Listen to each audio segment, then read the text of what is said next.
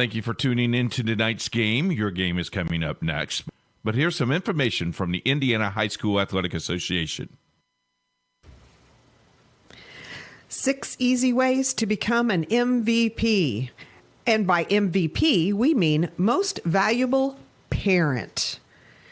Like all of us, the parents of high school athletes tend to protect their children from adversity, or they overly involve themselves by advocating for their success. But when they do, they're negating the value of participating in high school sports. Among other lessons, high school sports teach teenagers to take nothing for granted, how to overcome obstacles, and that an extraordinary commitment of time and effort is required in order to reach goals and experience achievement. High school sports also encourage independence and self-sufficiency, attributes that are needed to be successful in life. It's natural for parents to love their children, and it's important to support them in as many ways as possible. With this in mind, here are 6 easy ways that you can be the MVP of your child's high school team. Number 1, attend your children's games as often as possible. Nothing demonstrates interest and involvement more than being there. And be sure to invite Grandma and Grandpa to come along with you. Number 2, cheer for all the kids on the team, not just your own. Here's a test for you. Do you know all the players on your child's team? Could you say hello to them by their first name? Embracing the entire team is a great way to show that your interest is sincere. Number 3, be a resource for your child's team. Does a teammate need help with transportation? Is the team trying to raise money for new uniforms? Is someone needed to organize a pizza party before the tournament starts? Maybe you can help. Number 4, try not to criticize the coach or the officials in front of your child. Hey, you're human, and there may be times when you need to vent, but be careful when and to whom you do it. Criticizing the coaching staff undermines its credibility and tends to put your child in the middle. And games are seldom won or lost because of an official's call. Remember, coaches and officials are objective. Most parents are not. Empower your child to talk with the coach about concerns. Everybody wants more playing time, and understandably so. But encourage your children to have that conversation with their coaches instead of you doing it for them. Giving teenagers the confidence and conviction to speak up for themselves is one of the greatest benefits of participating in high school sports.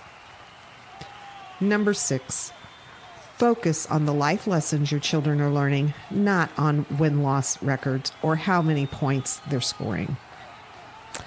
According to the NC2A, only about 2% of all high school athletes win a sports scholarship, and the average value of it is less than $11,000. But every child will benefit from the lessons they've learned as a result of participating in high school sports for the rest of their lives. It's difficult being the parent of a high school athlete.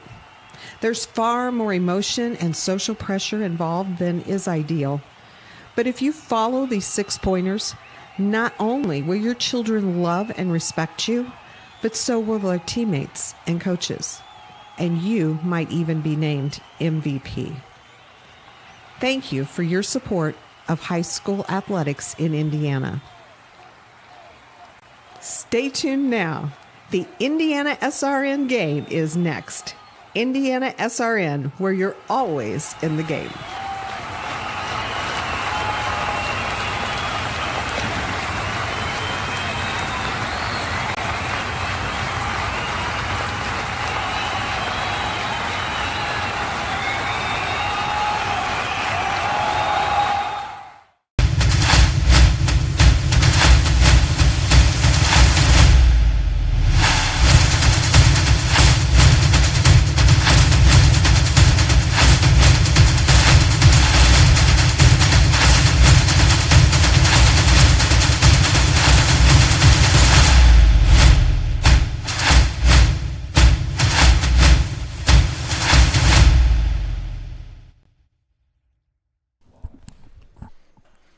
looking at Ray Schultz Field on the campus of Emmerich Manual High School.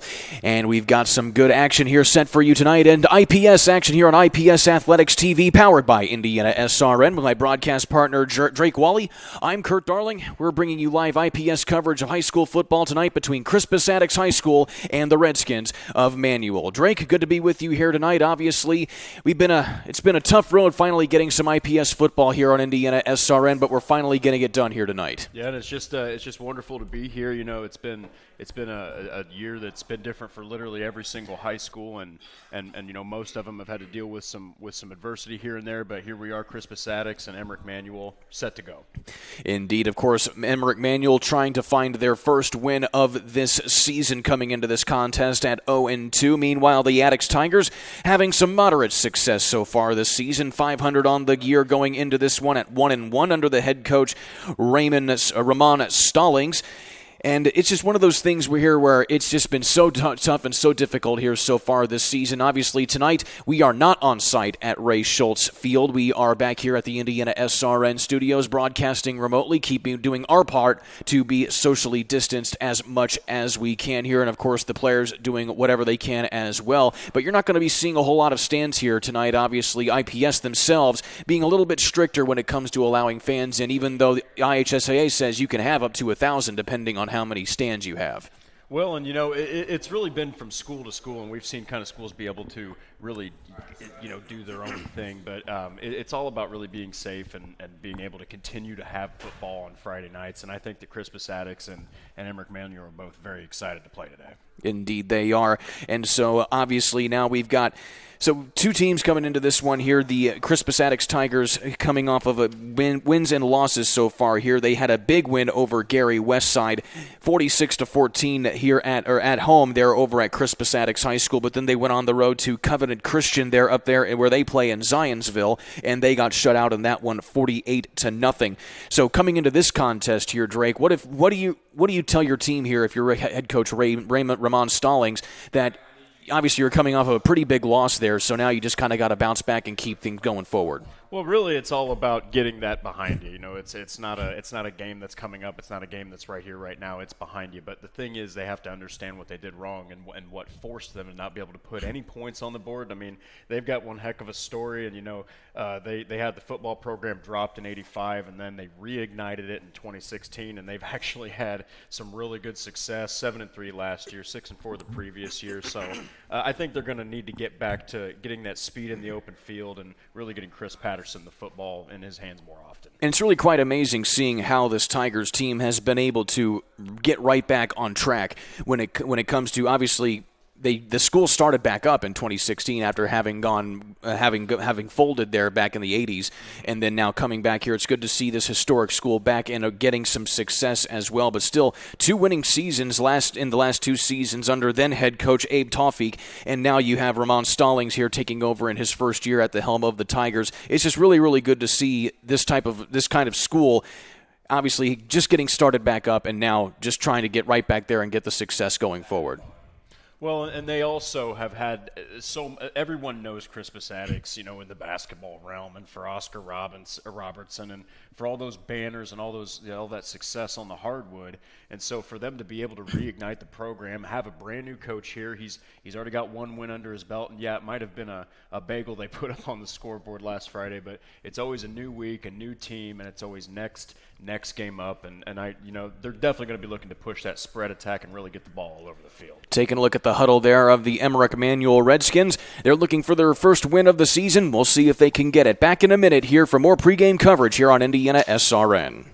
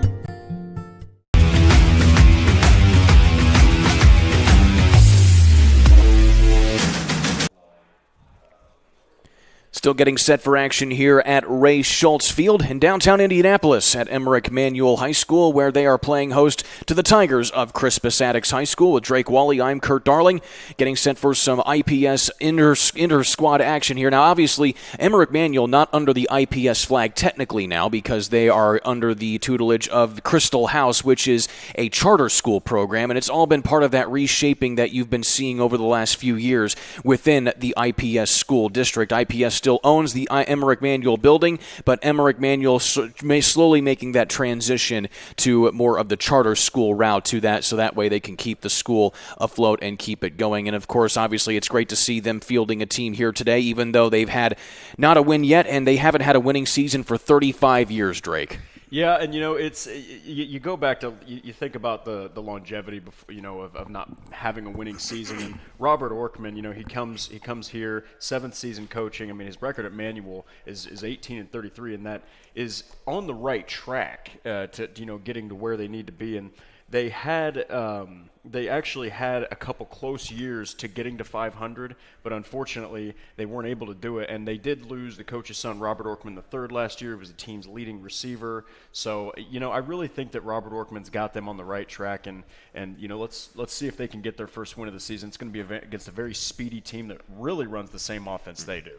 And, yeah, identical offenses, as you mentioned there. And, of course, on the Crispus Attucks side, you're going to be seeing a lot of different players really starting to get a lot of different types of reps, both on the offensive side and the defensive side. Of course, you're going to be seeing Charles Lamb playing both sides for Crispus Attucks, both on the offensive line and the defensive line. But also, you're going to be seeing a lot of Kamani Hall, who is the big senior running back and defensive back combination for this Tigers squad. Well, and they've got a whole lot of, they've got seniors, juniors, sophomores. They've got pretty much every age range you can think of for a varsity football team playing two different ways. You got Charlie Williamson for running back, defensive back. Ben Crane, also a running back, but plays linebacker.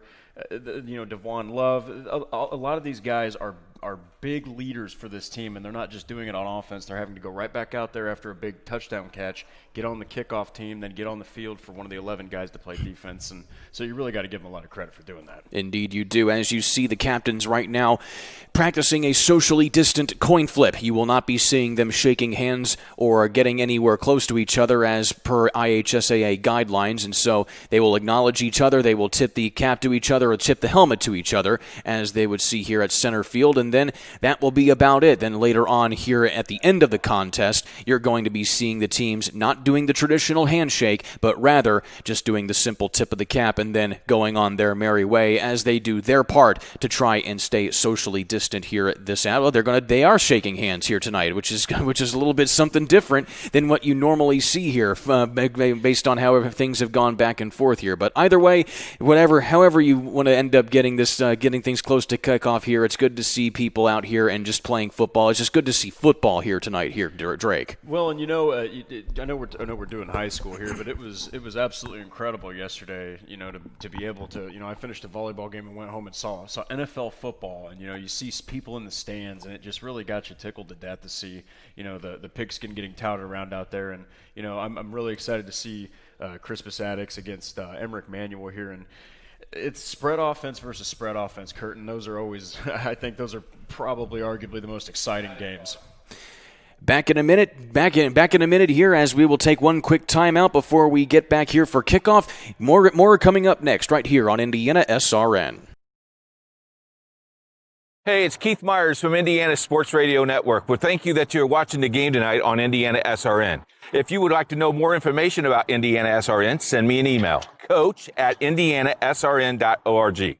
As vice president of this company, we hope that you sit back and enjoy the game. It's Indiana SRN, where you're always in the game.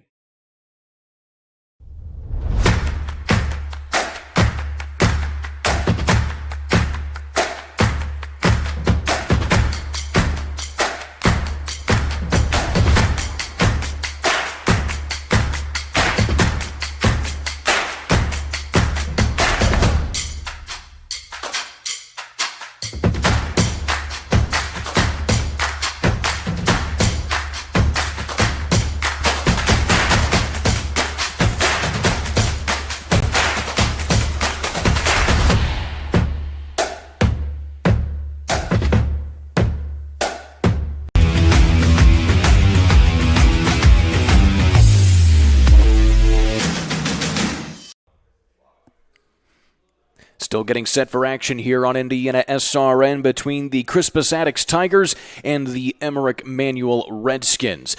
These two teams both one a former IPS school, one a current IPS school. It's still either way. Good to see them both coming together here. And so now it's just a matter of moving on and moving forward. And it's just it's in the tumultuous times that we're living in here, Drake.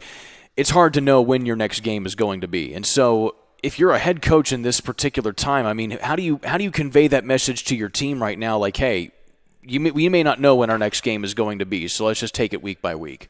Well, really, at the end of the day, the best way to do it is you got to focus. Exactly what you said is it's a week by week thing, and it's interesting that you kind of brought up the tumultuous nature of the whole season, because it's been blowing my mind kind of how well some of these schools have been playing. Now, some schools have one game, others have.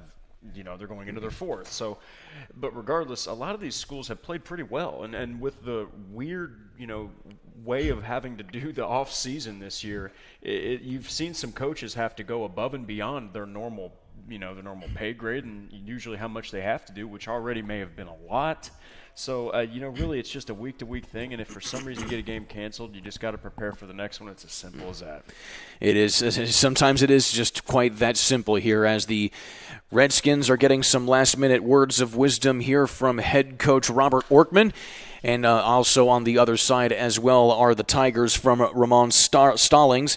Stallings in his first year as the head coach of the Crispus, his second season rather, as the head coach of the Crispus Attucks Tigers. Last season, the Attucks Tigers, they went 7-3 last year and actually won their first sectional game in more than several decades, which was something good to see here for the Tigers. And of course, they're looking to repeat that result here this year. Well, and they have a lot of speed on the field, and one of the things that was really, an interesting statistic that I noticed was 25.2 points per game. The reason that they actually, I think, had 3 losses was because their defense, I believe, averaged about 23, 24 points a lot of games. So a lot of times the offense had to, kind of bail them out or win the game, or sometimes maybe the defense would have to bail them out. So it's just really awesome to see that they were able to win that sectional game. They've had to overcome a lot of adversity. And so it's definitely going to be interesting. Both teams lining up here before we go through the national anthem here. And, of course, thanks to Papa John's for giving us some pizza here at the Indiana SRN studios, keeping us fed and everything like that. We'll take a quick time out here for the national anthem. Back here in just a little bit on Indiana SRN. The innocence of youth. Is there anything any better? But soon they'll be in high school and facing all the same challenges you faced. How to make friends, how to fit in, how to be cool. We want our children to have everything they'll need to live fulfilling and productive lives. Make sure the kids in your family are among the more than 160,000 participants here in Indiana who take part in high school sports. Never miss a big game by downloading the IHSAA TV app for free on any device. For your iPhone or Apple TV, check the App Store. On your Android or Android TV device, load up the Google Play Store. Have a Roku or Amazon Fire Stick? We have the app for you. Check us out on Facebook Live, Twitter, or YouTube Live by searching for IHSAA TV. Or as always, click to IHSAATV.org for quick and easy access to your favorite IHSAA live and archived events. What rhymes with great? Participate. Where does greatness start? Here, in the classroom. On the diamond. In the pool. On the field. Where will your greatness take you? To better grades. To more friends. Yeah! Be great. Participate!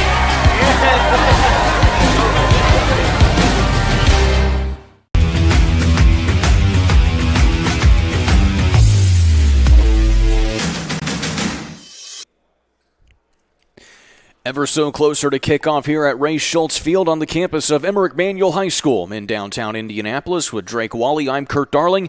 The Tigers and the Redskins. Crispus Attucks versus Manual. One former IPS school, one current IPS school getting set for 12 minutes of football here in the first quarter. Drake Wally, we're set for some good action here this evening. Yeah, and I think it's going to be really interesting to see The thing that I'm looking for is what Emmerich Manuel is going to do on defense first. Like against Attucks, I mean, it's going to obviously start with who gets the ball first, but that's what I'm really looking for, whether it's Attucks or them that receives. Okay, it looks like it's actually going to be Manuel here. It's going to be interesting to see what they're going to do on defense to stop Attucks and try to get that first win of the season en route to hopefully their first winning season in school history. So the Tigers are going to be receiving the ball here for the opening quarter, and they will be getting the kickoff from Emmerich Manuel High School. And back to kick the ball away here is going to be Risque Earls, who is the 6'5", 220-pound tight end defensive end by trade. And they also have him put the boot into the ball whenever they need him to as well. And back to receive the ball will likely be Kamani Hall along with Juwan Amor as well. We're getting set for action here, and we're ever so closer to the kickoff here as now Earls is back to kick the ball away here for Emmerich Manuel. And back to return the ball this time. And the ball is going to be placed, and there's a fumble at the end. They're probably going to call him down here. We'll see what the call is on the field from the officials. As the ball was on the ground, the Redskins say they have it, and they do. A big fumble recovery there by looking at my roster here, Brad Jones, the sophomore, the 5'10 sophomore there, who's a wide receiver on his normal days. Wow, and it's talking about what they're going to do. They didn't even have to get on defense. Big plays are going to be what they're going to have to accomplish here on defense, and they're going to have to get turnovers, and they did it there. And you saw John Bravo, number 3, pointing to the ball. I figured he was just a guy pointing, but he was right. They got the ball. Nice play. And so now you're going to have Jones in the backfield along with his quarterback. And that's going to be, looks like Christopher Deal. So Deal going to be in the gun here, 2 wide receivers to the near side. And Deal taking his time. And he hands the ball off to his running back in Jones, and he has running room on the outside for maybe a gain of a couple yards on the play, and that'll bring up second down. Looks like that time it looks like that they've got number 4, Keith Horton, playing quarterback on that play, and so they run. It looks like a stretch play out to the right. It was a nice gain. I mean, they got great field position. This is going to be a key factor in the game right here, Kurt, is if they can get a score here with this great field position. So Horton back in the gun. He sends his receiver Jackson in motion. Here's the snap. And then again, they pitch it out to Jones again, and he goes nowhere with that one. He's gobbled up by Attucks for a loss. Well, he was gobbled up. You're right. They definitely had to get some team tackling going on. They did exactly what the coaches always tell you, swarm the ball. And now it's just a matter of holding here. If you're the Crispus Attucks Tigers, it's 3rd down and 8 right now. Actually, it's 3rd down and longer with the clock ticking. Well, we're going to see, it's interesting because we look at our roster sheets here and, we see Keith Horton here at wide receiver. Maybe there was a strategy here to getting him the ball more often. He is in control of the offense here. And Horton's going to hand the ball off this time to Jackson on the jet sweep. And again, they go nowhere. Another big loss, and it'll be 4th down. Well, Crispus Attucks was all over that play. They just basically shifted to the left. They took it out, and now we're going to get a 4th down. We're going to see just what Emmerich Manuel is going to decide to do here. And depending on whether or not they have a usable kicker on staff, they may have to go for it here on 4th down deep in Crispus Attucks territory. Kickers are hard to find. They really are. Guys who can kick something past a 35-yarder, it's not as easy as it looks.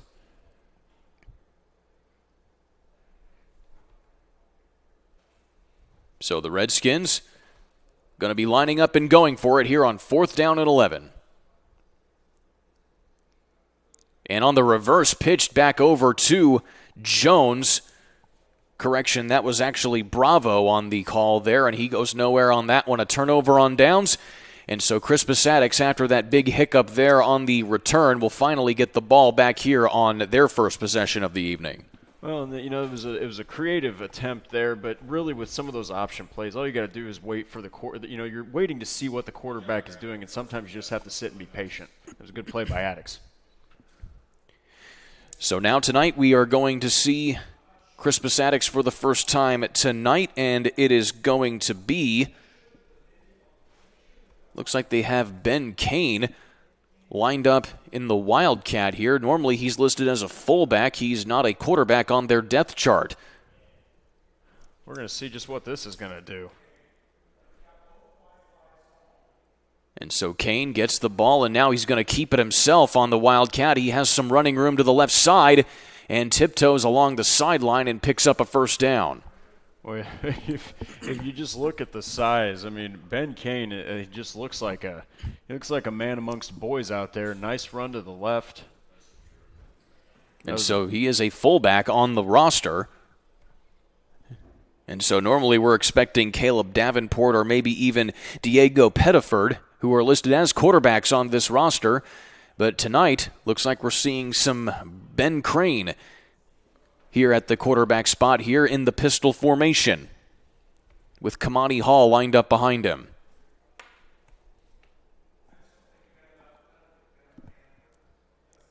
And now we have flags all over the field here. It may be a false start on Crispus Attucks. Everybody's so ready to play. Just a little bit antsy out there. And it's been kind of an interesting start to the game here, Kurt. It looks like we got two running backs playing quarterback for each team. It looks like a little bit of a strategy change, maybe to throw the other defense off.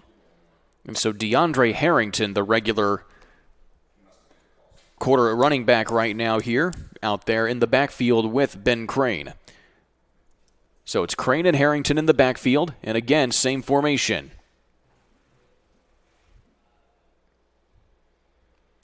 And Crane will give the ball off to Harrington. This time he's met right at the line of scrimmage and brought down.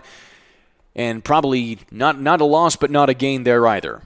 Well, that was an awesome play from DeAndre Walker. He absolutely penetrated the middle of that gap, took out the running play. That was a great play from Emmerich Manuel. And after starting with that kind of field position and not coming away with points, they're definitely probably a little bit frustrated wanting to get that ball back as soon as possible. So 2nd down and 15 there after the false start penalty backed them up. Still in their own territory. Same formation again.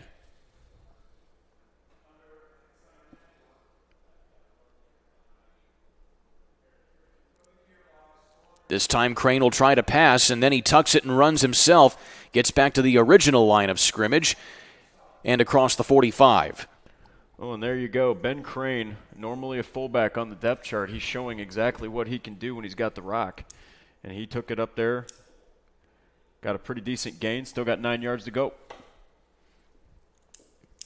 So still 3rd down and a long 7 or 8 yards with the nose of the football right at the 45.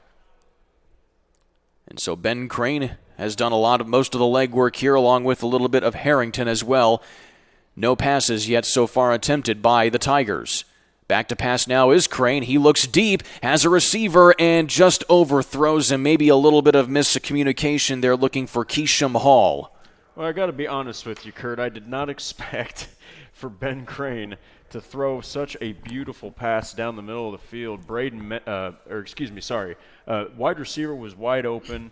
Keisham Cox just, I think, miscommunicated, like you said, a little bit. That would have been a runaway touchdown, though. 4th down and 9 here with the ball at the 45-yard line, and this time Attucks is also looking like they're going to go for it.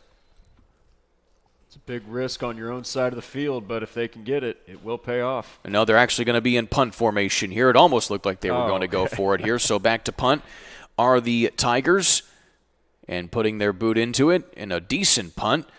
Will take a bounce just around the 20-yard line and will be downed at the 25 by the Tigers. And Antoine Hicks there getting the possession there. And now Emmerich Manuel going to try and get a little bit of redemption here after failing to take advantage of that fumble on the kickoff. Well, and when you get that kind of, it's definitely not usual that you get a fumble on the very start, the very first kickoff of the game. So they weren't able to get any points out of it. They went for it on 4th down, and this is a little bit different now. They're on their own side of the field, so we'll see what they do. They might have to throw the ball a little more here. And we've seen a little bit of a sampling of both offenses here so far tonight, with a little bit of running, mostly running, but then of course a little bit of passing thrown in a little bit here, as this time again it will be Keith Horton in the backfield.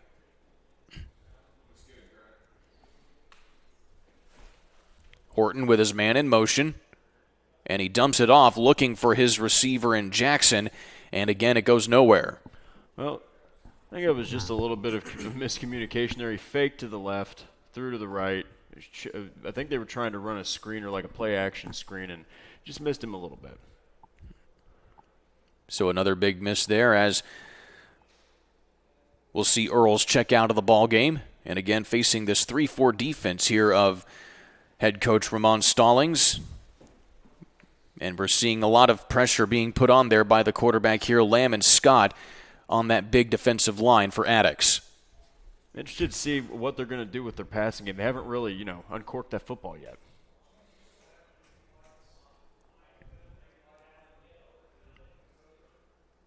Horton tries to find the option and make it work, but is swarmed by a whole bunch of Tigers and is brought down right at the line of scrimmage. And on the tackle there was Charles Lamb himself.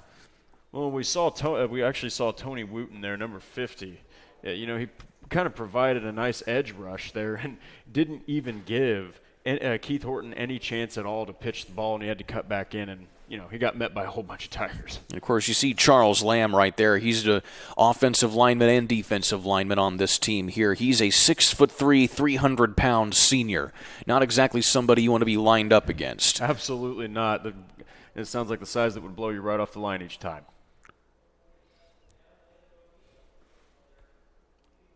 Horton takes the low snap, gives it around to his running back on an end-around attempt to Jackson, and reading that perfectly was, in fact, Tony Wooden, who is a 6'3" freshman.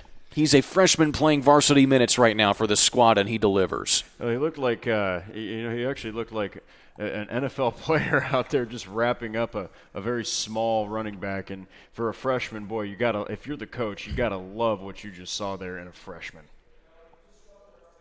So that's now 4th down and a long 20 yards on the big disruption from the Attucks defense. And this time, Manuel's going to have to punt here. Yeah, don't really have much of a choice. It's 4th and 20. If you go for this, obviously you're going to turn over field position. And they've held their own so far. They've held their own. It's 0-0. It's still anybody's game.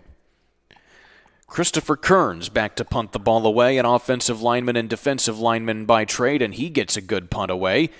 And that will be fielded right at the 50-yard line. And shake spinning around there is Kamani Hall, and he gets it inside of Redskins territory. Well, that was a nice tackle from John Bravo. And, he was actually, I thought after that spin he might, uncork that and actually go all the way up the middle. But, nice tackle there from Emmerich Manuel. And so now if you're head coach Stallings here, you've had to give the ball away once. Your defense is showing that you're able to get those stops, but now what are you telling your offense here? Well, really relax. It's the start of the game. It's 6 minutes still in the first quarter. It was one bad drive. It's still 0-0. There's no harm done. You're right back to square one. More like square 44-yard line here, as now Crispus Attucks setting up shop in Redskins territory.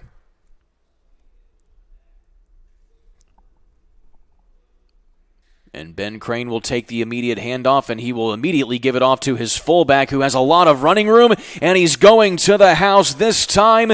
Touchdown, Crispus Attucks on the call. The big man himself, number 4, Anthony Hicks, who is a 5, and he definitely just a big run there for Crispus Attucks. I mean, Anthony Hicks just was rumbling, tumbling, bumbling, if you will. I mean, that's a trademark right there. But just such powerful running, avoided any tackler, and nobody wanted to get in his way all the way to a touchdown. First one of the game, and Attucks is now up 6-bagel.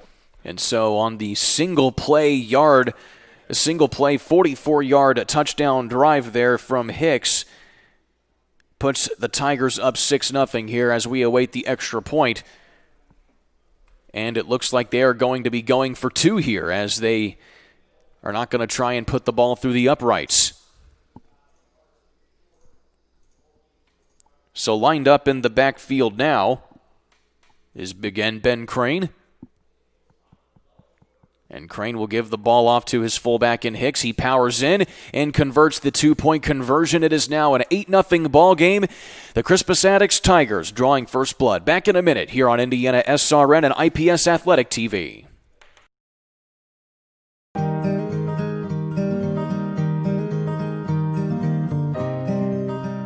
Faith in a company is extremely important, and Johnson Mellon puts their money where their mouth is. In the past several years, we've, as a company, had tithed, which is pretty unheard of.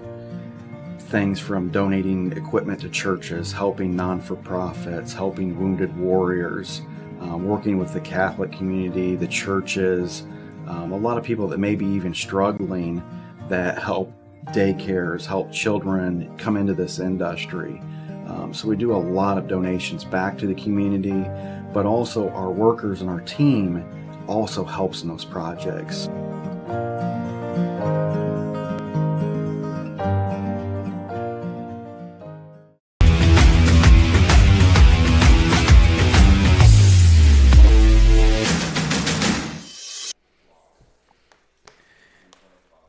Back here on Indiana SRN and IPS Athletic TV, taking a look at this replay here of this big run from Hicks.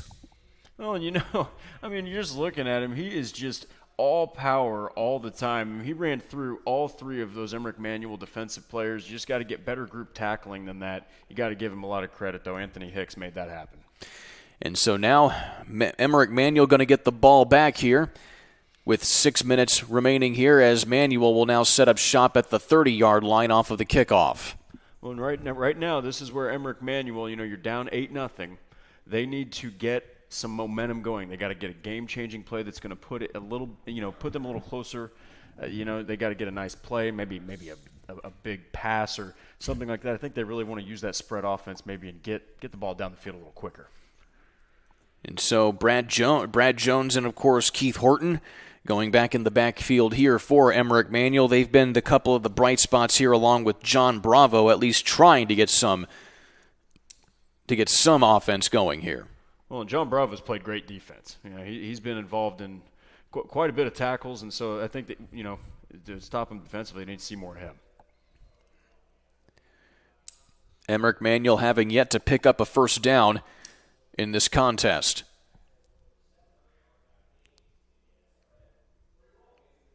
Horton will dump it off, and we got a flag on the play.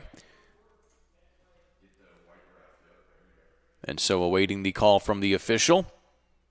And they're going to say it's an offside on Crispus Attucks. And so that will give some extra yardage here to Emmerich Manual, about 5 yards, and a much easier and more manageable first down situation.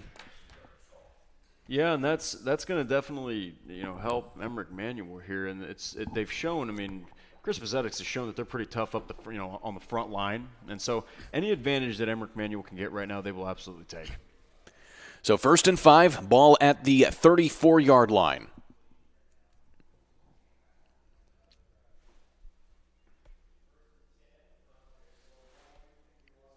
In motion goes Harrington, and the snap, Horton looking off and trying to find Bravo, and again it goes nowhere. Well, you got to think to yourself, if he completes that pass, John Bravo, Kurt, I didn't even see anybody in front of him. That could have potentially been a big gain and changed the quarter for Emmerich Manual if he completes it. And right now for Manual, it's just a matter of just trying to find your rhythm, and they're just not able to really establish that. Well, and they've tried options. They've tried handing the ball off. They've tried screen passes. And maybe a vertical pass. Maybe the coach just feels like he's trying to get that quarterback into a rhythm and complete some short ones. But, they got to get the ball down the field, and they had the right idea, just couldn't get the pass completed. So Horton back in the gun.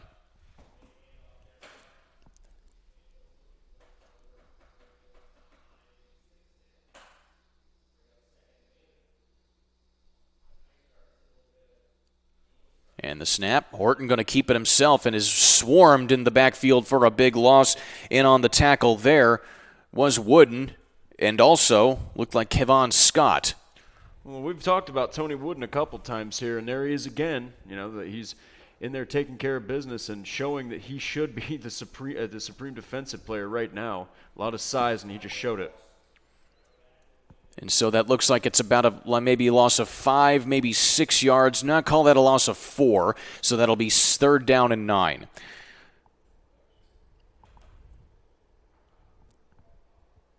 And again, Manuel just not able to get anywhere close to getting a first down.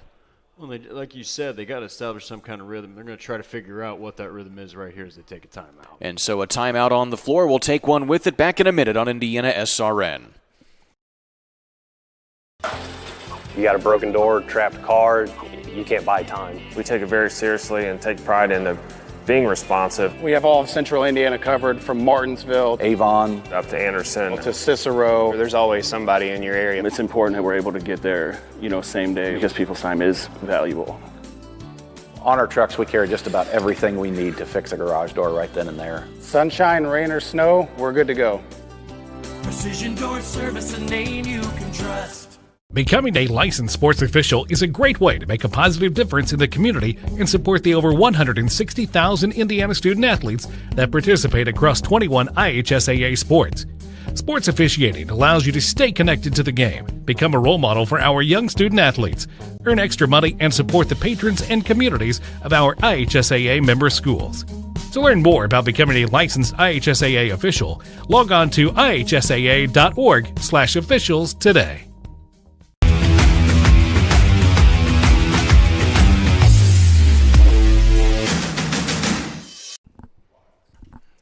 Out of the timeout by Emmerich Manual High School, trying to find a way to get the first down here for the first time in this contest inside the first quarter.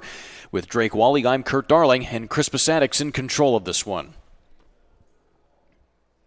And so now you've got Horton alone in the backfield. This is the first time we've seen this type of formation, as Horton is going to tuck it and run off of what looked like was going to be a pass.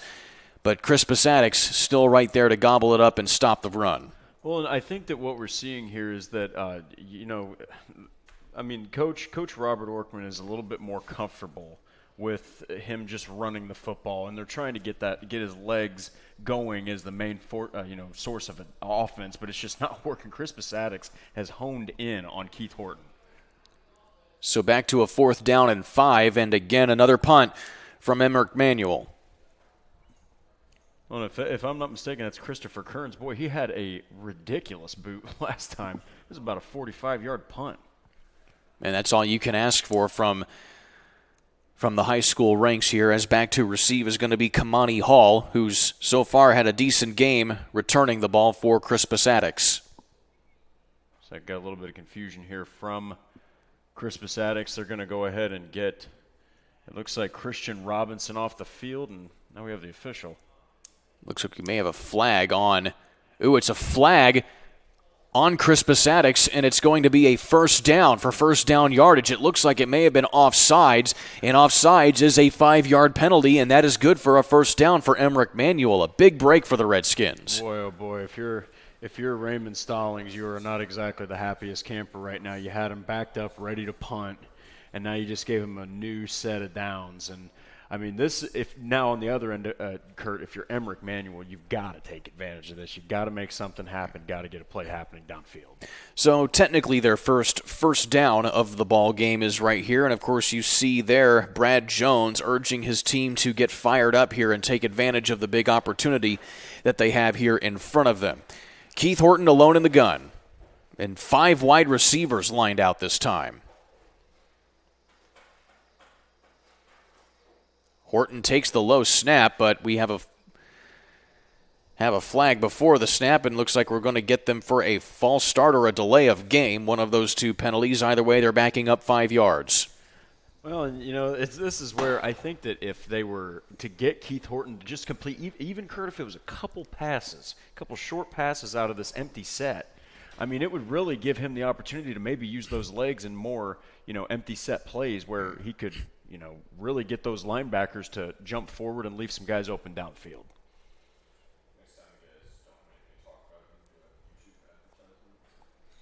Horton has a hole up the middle, has a first down yardage across midfield and down to the 45. The first really big play here for Emmerich Manuel, and they're trying to take advantage of the opportunity. Well, this time they got across the field on their own, and we got to give Keith Horton credit. You just made me eat my words. He must have heard me. I said that they needed to complete a pass to get him going. Well, he just did it on his own. Nice blocking, too. That's what we call the broadcaster's jinx there, Drake. Sometimes they do the opposite of what you predict they'll do, and it just somehow it just works out. But still, that's something good here that you can see here for Manuel to at least try and get some momentum going. Absolutely, and we'll see if they're going to let him uncork that ball and throw it downfield in the quarterback position. Back to their base formation, facing the three-man front of Attucks. Horton again off the low snap. He hands it off to Bravo, follows his blockers, and has some running room down inside the 35, and that also might be good for a first down. Boy, John Bravo just pulled Diego Pettiford about 5 yards. That was one heck of a run. And now we're starting to see Emmerich Manuel. They haven't even needed to throw the ball, really, and they're starting to move the ball downfield. I think that one play gave them a lot of momentum, Kurt. So after getting the almost punt negated by a big penalty off of Attucks, Emmerich Manuel is driving. They have picked up 2 first downs here on 2 big plays. This drive started at about the 35-yard line, and they have now marched on 6 or 7 plays or so. Sending his man in motion, Horton again hands the ball off to Bravo. He's met in the backfield this time and really brought down there by Marquise Franks. Boy, Franks had that dialed in all the way. He knew right where he was going, took out that edge. And we've seen that a couple times from Emmerich Manuel where they've tried to run it out to the side. And, Crispus Attucks has played really well off the edge today. And that's one thing you got to do if you're an edge rusher. Just cover the edge here. And like if a team's strength is running the ball, that's the first thing that you look towards right there, is just trying to cover the edges to try and make them go east-west as opposed to north-south. Well, and it's good that they're starting to get other people other than Keith Horton involved in the running game, and I think that's why Attucks is having some trouble right now. Jones spread to the slot. Low snap again. Horton pressured from his blind side, intercepted along the line of scrimmage, and taking it to the house is going to be Vance Ricks.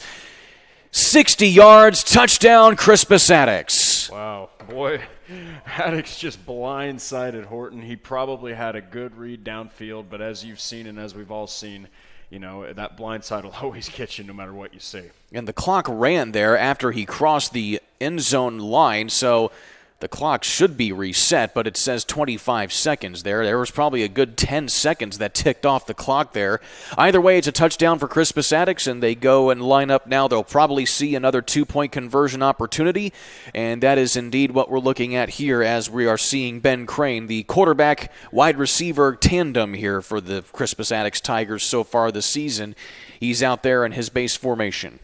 Well, and if you're Manuel, that just makes you sick because you had such a great drive going, and if you're Attucks, you're wiping the sweat from your brow that mistake didn't lead to points against you. So Ben Crane in the base pistol formation with Juwan Amore Jr. in the backfield with him. Correction, that is actually Anthony Hicks.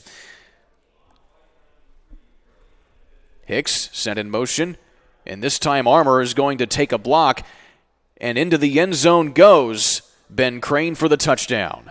Well, actually, the 2-point conversion, excuse me. Ben Crane did a fantastic job there of finding the hole, and he punched it. Indeed he did. We'll be back in a minute. IPS Athletic TV, powered by Indiana SRN.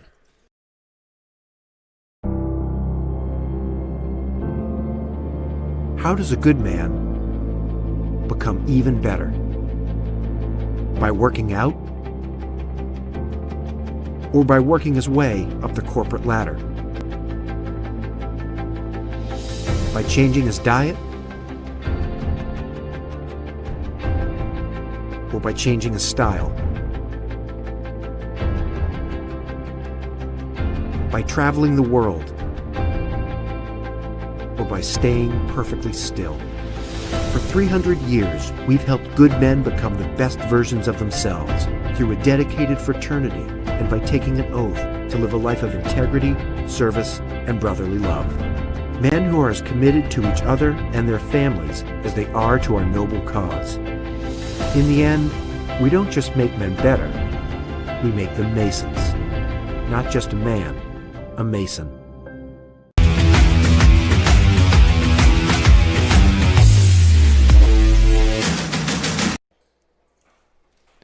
Kickoff coming here, but first let's take a look at the replay here of this big interception for a touchdown.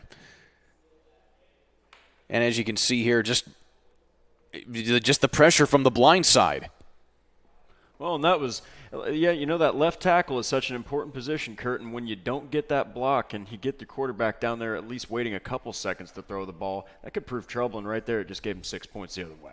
A big return there, though, for Emmerich Manuel by Brad Jones. Sets them up now at about the 40-yard line, so that's going to be really good field position for Emmerich Manuel here to start this next drive. And so now, Drake, we've seen that Manuel can move the ball once they actually get into a rhythm, but now they actually have to capitalize on that. Well, and after all that hard work, you turn it over. They return it for a touchdown. It really takes the wind out of your sails, but it's only for a play. So if I'm the coach here, I'm just saying, we're down 2 scores. We're at home.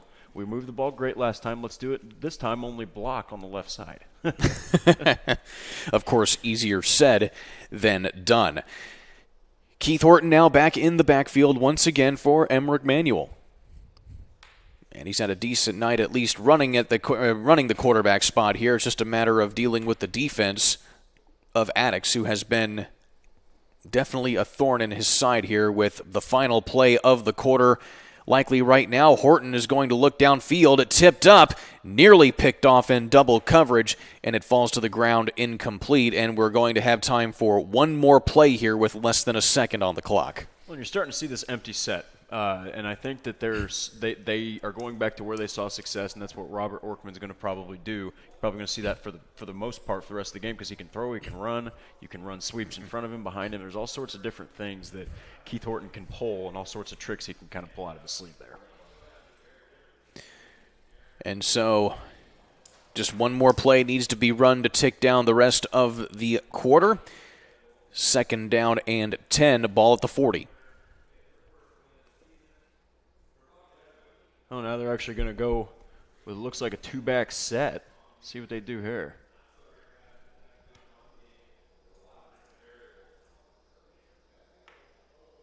Horton takes it and is going to give it off this time to Jones. He tries to find some running room to the right side and is met for a gain of maybe 4 or 5 yards as the clock ticks down to all zeros. 1 quarter done, 16-0. Attucks with a big quarter to start this game off. Back in a minute on IPS Athletic TV, powered by Indiana SRN. Hey, Kelson Carter here with Carter's My Plumber. Today we're going to take a look at some water heaters and some problems that could be going on and what to do. This is 2 75-gallon water heaters. These are high-efficient water heaters, which isn't the case in most houses. Yours may not be like this, but it's very similar if you have a gas water heater. So you have your gas control valves, and a lot of times these need to be set at a certain temperature, so they need to be at 120 degrees. If they're too high, you're taking a chance of scalding seniors or kids. If they're too low, then you're not going to be getting enough hot water. So the average setting is usually on an A or a hot, and you can find that in your owner's manual if you're wanting to look at it into yourself. Another thing is the temperature relief valve, which is located right here. If that were to ever be popping off, you really need to get a professional out to take a look. If you feel you need any professional help, just go online to carsmyplumber.com.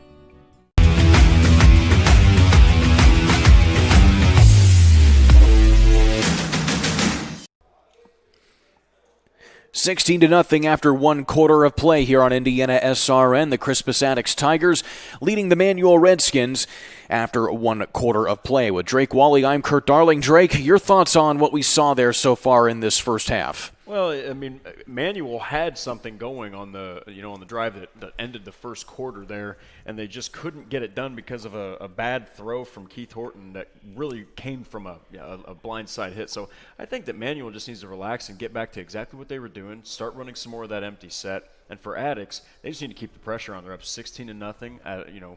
They're not at home; they're visiting. So it really is just a matter. This is going to be probably the most important quarter of the game. So head coach Robert Orkman doing the best he can to fire up his team here as we switch sides of the field. Manual now going to be going from left to right on your screen. And so Crispus Attucks definitely being carried by both sides of the ball here, but especially their defense. They've really been doing a really good job of getting pressure on Keith Horton whenever they've needed to. Well, and they turned a turnover into points, and anytime you can take the ball from the offense and score, I mean, that's showing your defensive supremacy. So let's see if they can get another one here and really, kind of take into the lead here. So starting the second quarter, Horton going to hand the ball off, actually keep it himself. He starts to the right, cuts back left, and somehow managed to zigzag his way across the 50. Marquise Franks was the one that ended up wrapping him up and getting him down. But let's give Keith Horton credit. He was shimmying and shaking all the way. I think it was about a 10 to 15-yard gain just on his own. That was pretty nice. So the clock is ticking now here as the ball sits at the 49-yard line. And taking a look at the replay here on that big run here from Horton. I don't know if you see here, it's a fake to the right side, and Horton just is juking left and right, jukes again. I mean, he is making all of those yards happen. It was a very hard-fought game, but nonetheless, he got past midfield. Good run. And now another good run here from, looks like that's Brad Jones getting it out for another big first down and out of bounds and inside the 40. Oh, Brad Jones showed a lot of power there, running through, I think it was Marquise Franks again. We've been talking a lot about Marquise Franks here in this game defensively. Actually, that was Noah Brimage. Attucks had some trouble getting him down, and maybe they can take a little bit of the load off of Horton by getting Jones the ball. So the ball at the 35-yard line, a big run there by Brad Jones, his longest of the day so far. Has Emmerich Manuel sitting pretty here inside the 40, but of course, again, they were in this situation before, and it ended up as a pick six.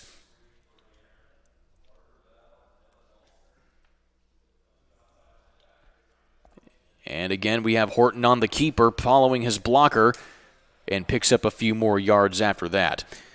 Well, and Horton did exactly what you're told to do when you have a lead blocker, and a lot of times what you'll see some of these guys do is they'll take their hand and they'll put it right on the backside belt of their lead blocker so that they can kind of lead him almost. That was a nice little block. Got about a gain of looks like a gain of 1 or 2, but we'll see if maybe I'm looking for Keith Horton to break loose on one of these runs.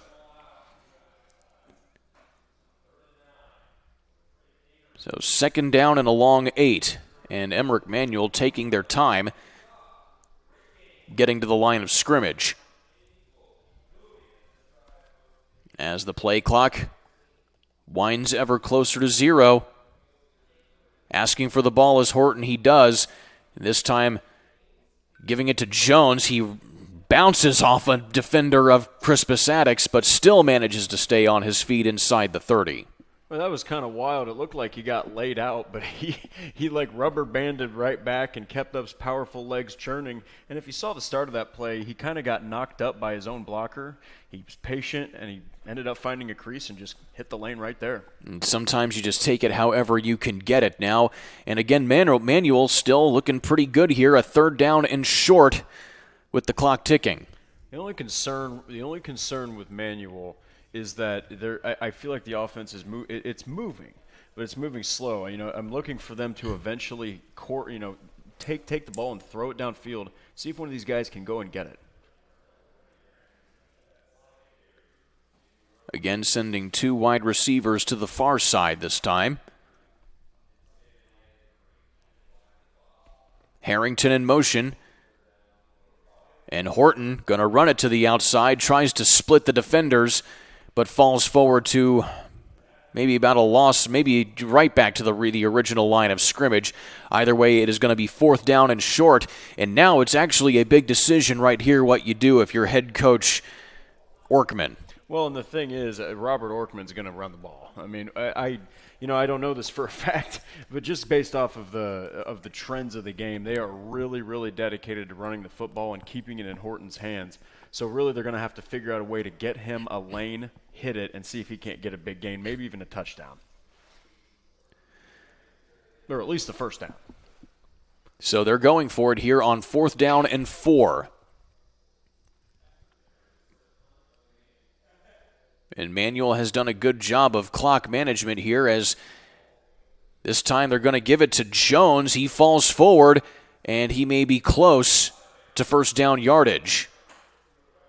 He gets it to the 25-yard line, and he did get the first down, a big fourth down conversion for the Redskins. Well, and they've literally ate most of the quarter up, and they've done it just running the ball. And you know, it would be good for them to complete some passes just to get that defense back a little bit away from the line of scrimmage. But they're using so many different sweeps and so many different action, I'm trying to think of the decoys, to kind of throw the defense off. They're getting some good yards, a nice run there from Brad Jones, getting the first down. 7.5 minutes remain. They have not wasted, but rather run off 5.5 minutes of the second quarter. They're keeping that Attucks offense on the sideline, which is probably a good strategy right now.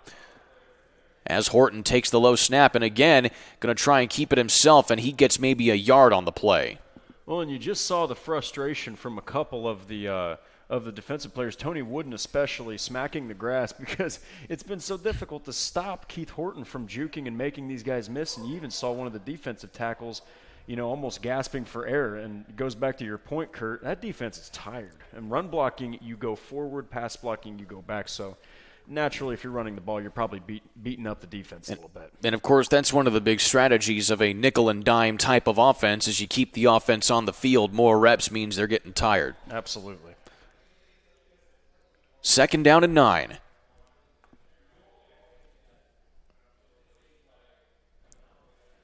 Horton again off the low snap. Back to pass this time. Looking to the end zone. Has a man. And he just dropped it in double coverage. That was a beautiful throw there from Keith Horton, but Harrington unable to come down with it.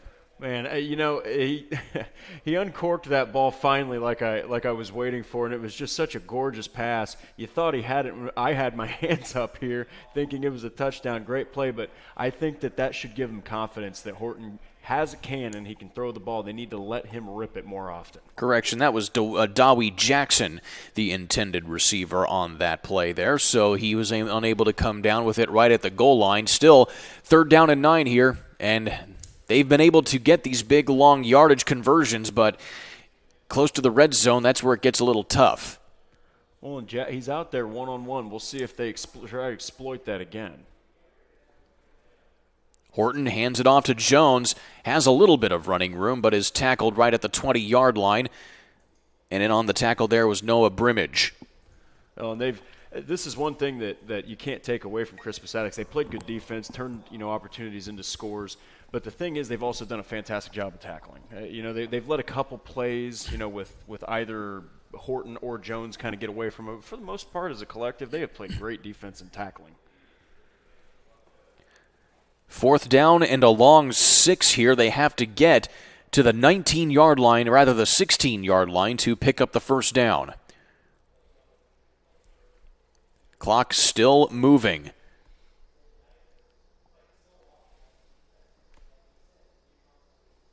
Horton takes it, looking to throw, lobs it over, looking for his tight end. He has it. In for the touchdown is Christopher Kearns. That is going to be Risque Earls on the reception, and the big man gets it right up there. And what a pass there from Keith Horton to put it up there so that way Earls could contest for it. That was a wonderful one-on-one. They exploited that. And let's talk about. I don't know if anybody can see this, but he's 6'5", 220 pounds. That is about as reliable of a jump, as you can get as a one-on-one matchup. And they get on the board in exciting fashion outside of the run game. That's got to make them really excited. And that drive goes a pretty hefty length of the field, 65 yards on probably 15-plus plays, nickeling, diming down the field, and they cap it off with a big touchdown. Well, and they get the ball back at halftime. They kicked it off and forced the turnover. So this is I don't know it for a fact, but I feel like this was a strategy to waste this clock out and try to get the ball back at halftime. And so now they're going to have to go for it here for a 2-point conversion or an extra point. We'll see what they decide to go here.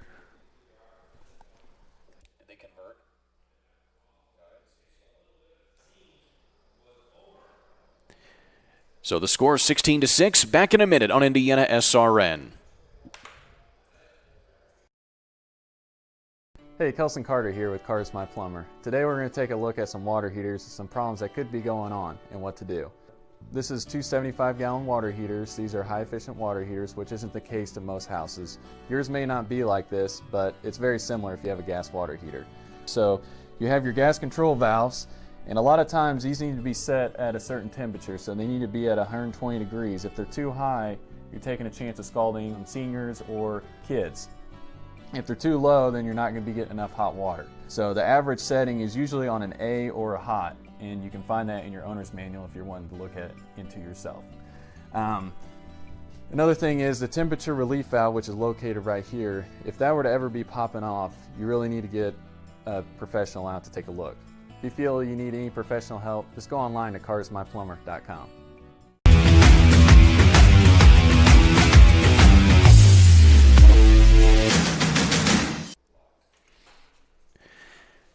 So out of the timeout here, they're going to have to try and convert the extra points, and it looks like they're going to go for a 2-point conversion to try and keep pace with Crispus Attucks, who has so far gone 2 for 2 on the day with 2-point conversions, and so Manuel going to try and do the same here.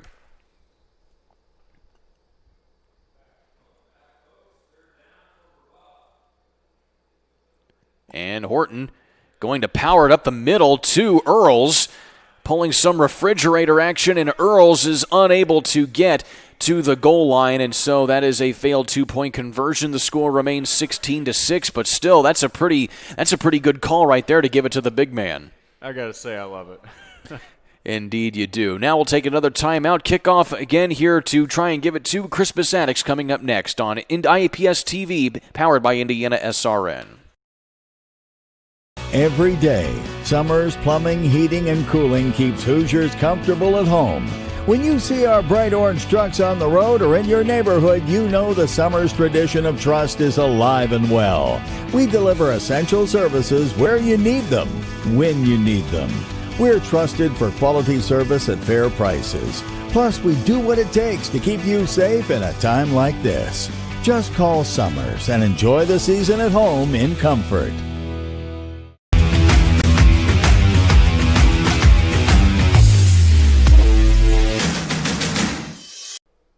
Manuel cuts into the lead here for Attucks as we take a look at the replay on that touchdown. Well, and he just skies up and gets it. I mean, you could argue that maybe Horton should have thrown it a little bit lower, but that was a really nice play and a great catch and finish from Risque Earls. So Earls gets the touchdown pass to cut it now to a 10-point ball game, 16-6. But still now, Crispus Attucks, you're only left with less than 5 minutes here in this quarter because Manuel did a really good job of clock management in that one. Well, and they were able to score a touchdown after burning all that clock, and you gotta love that type of efficiency. It wouldn't have been good though if they didn't score. And Kamani Hall now with a really good return for Attucks to try and at least make it a little bit easier for them to keep the Redskins at arm's length. He gets it out past the 40. Well, we talk about momentum, and momentum is not a score-based thing. Right now, the momentum is with Manuel. You know, they're down 10 still, but this is going to be Crispus Attucks' golden opportunity to try to get a touchdown before Manuel gets the ball back at the start of the second half. We'll see what they do. So Harrington on the return there puts the ball to the 41-yard line. And, of course, a lot of what we've been seeing so far today has been a lot of help from the backfield, with Ben Crane for Attucks, but also Charlie Williamson. Yes, absolutely, yeah. He had a very, very powerful run earlier, and we'll see if they continue to give the Hog the ball. So Harrington in the backfield with Crane. And Crane going to keep it himself. He can't avoid the shoestring tackle in the backfield for a loss. Boy, Emmerich Manuel just translated that offensive momentum over to the defense with the first play. And that big tackle there by Brad Jones, who does play both ways as a defensive back and wide receiver for Manuel. And so that's a loss of about 5, maybe 6, about 5 yards. So it'll be 2nd down and 15. Well, and Ramon Stallings has got speed at wide receiver. You know, we were talking about loving We were talking about Devon Love and Keechum Cox. They both are pretty quick players, so maybe they're going to, try to explore the other parts of the field and throw the ball here.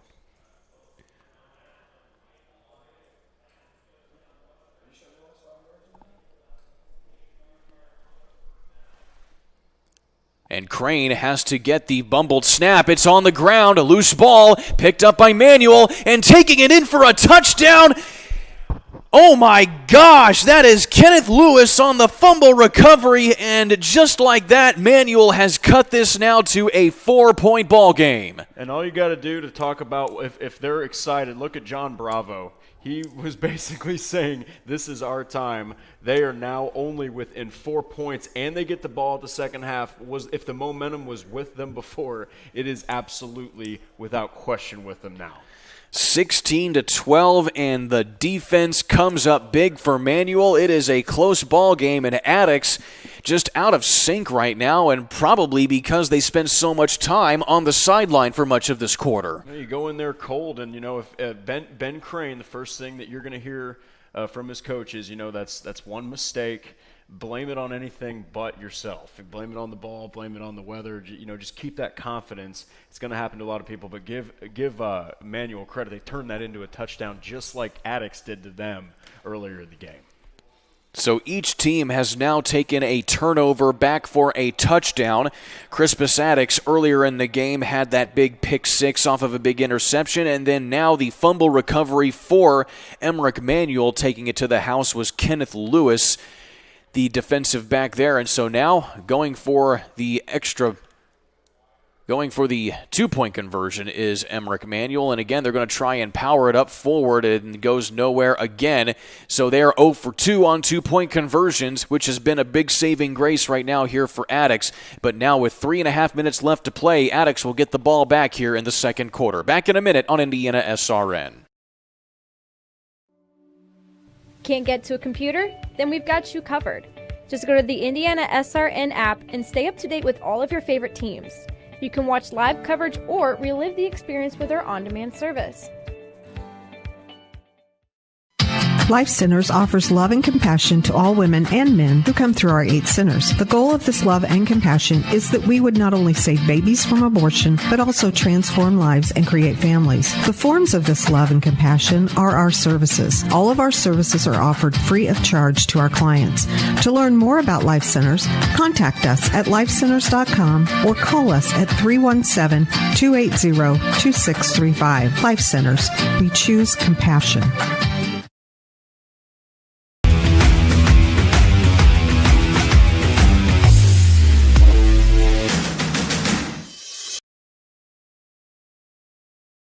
Button on our YouTube channel at Indiana SRN. Catch any of the Indiana SRN content on demand that you may have missed. Just go to youtube.com at Indiana SRN and click the red subscribe button. Let's take a look at this big touchdown return here on the fumble.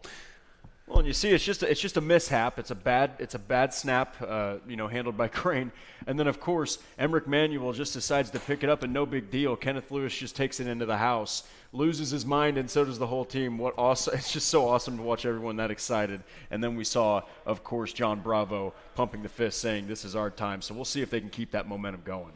And on a big return here for Crispus Attucks again is going to be Harrington, and he brings it back to the 45. So similar field position again here, but now Attucks really has to take care of the ball here as we approach inside 3 minutes. Well, and the last thing that you want to do, and this is where the young men kind of get a little bit in their head, is you got to put that behind you. As the quarterback, you got to be really short. You got to have a short memory. Forget about the mistake. It's here and now. They're still up 4. 2 missed 2-point conversions are keeping them in the lead, so they just got to build off this.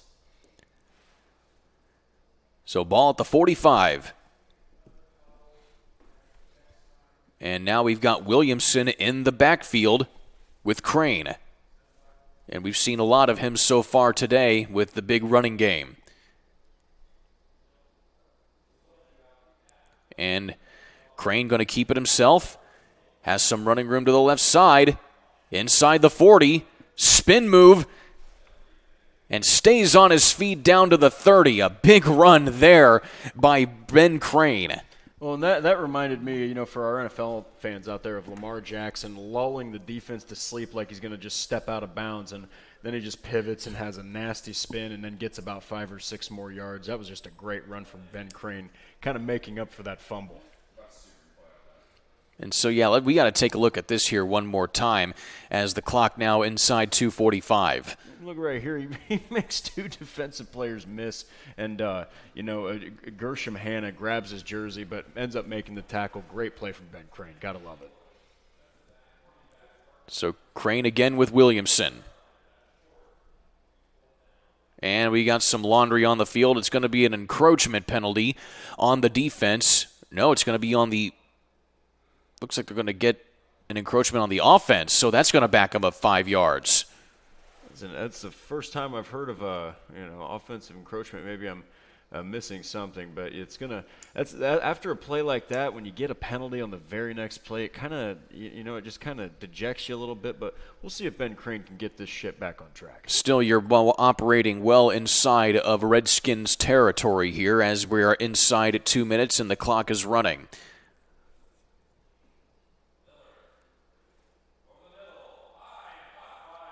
Here's Crane. Goes to the right side, has his receiver, gets back to the original line of scrimmage maybe as he gets to the 32-yard line, and on the reception there was Wanza Robinson, his first reception of the night. Well, and it's got to feel good to get that first pass completed. It was a little bit more downfield than usual. It was a nice catch there from Robinson to get the pass game flowing at least a little bit here. Looks like we're going to get a timeout. So timeout on the field. We'll take one with them. Back in a minute on Indiana SRN.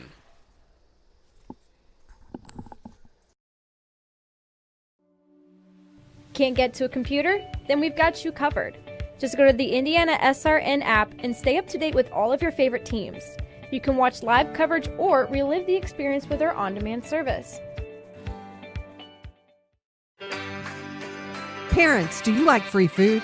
Hike it on over to Prodigy Burger and Bar, where Monday is family night and kids eat free. Every day you can find daily specials featuring craft burgers, tacos, wings, and more. Prodigy is now playing the NFL Sunday Ticket on more than 25 TVs, so you won't miss a second of your favorite teams. Prodigy also caters, hosts private events, as well as dine and donates. Celebrate your school spirit with us at Prodigy Burger and Bar. More than just burgers, located in Clay Terrace in Carmel.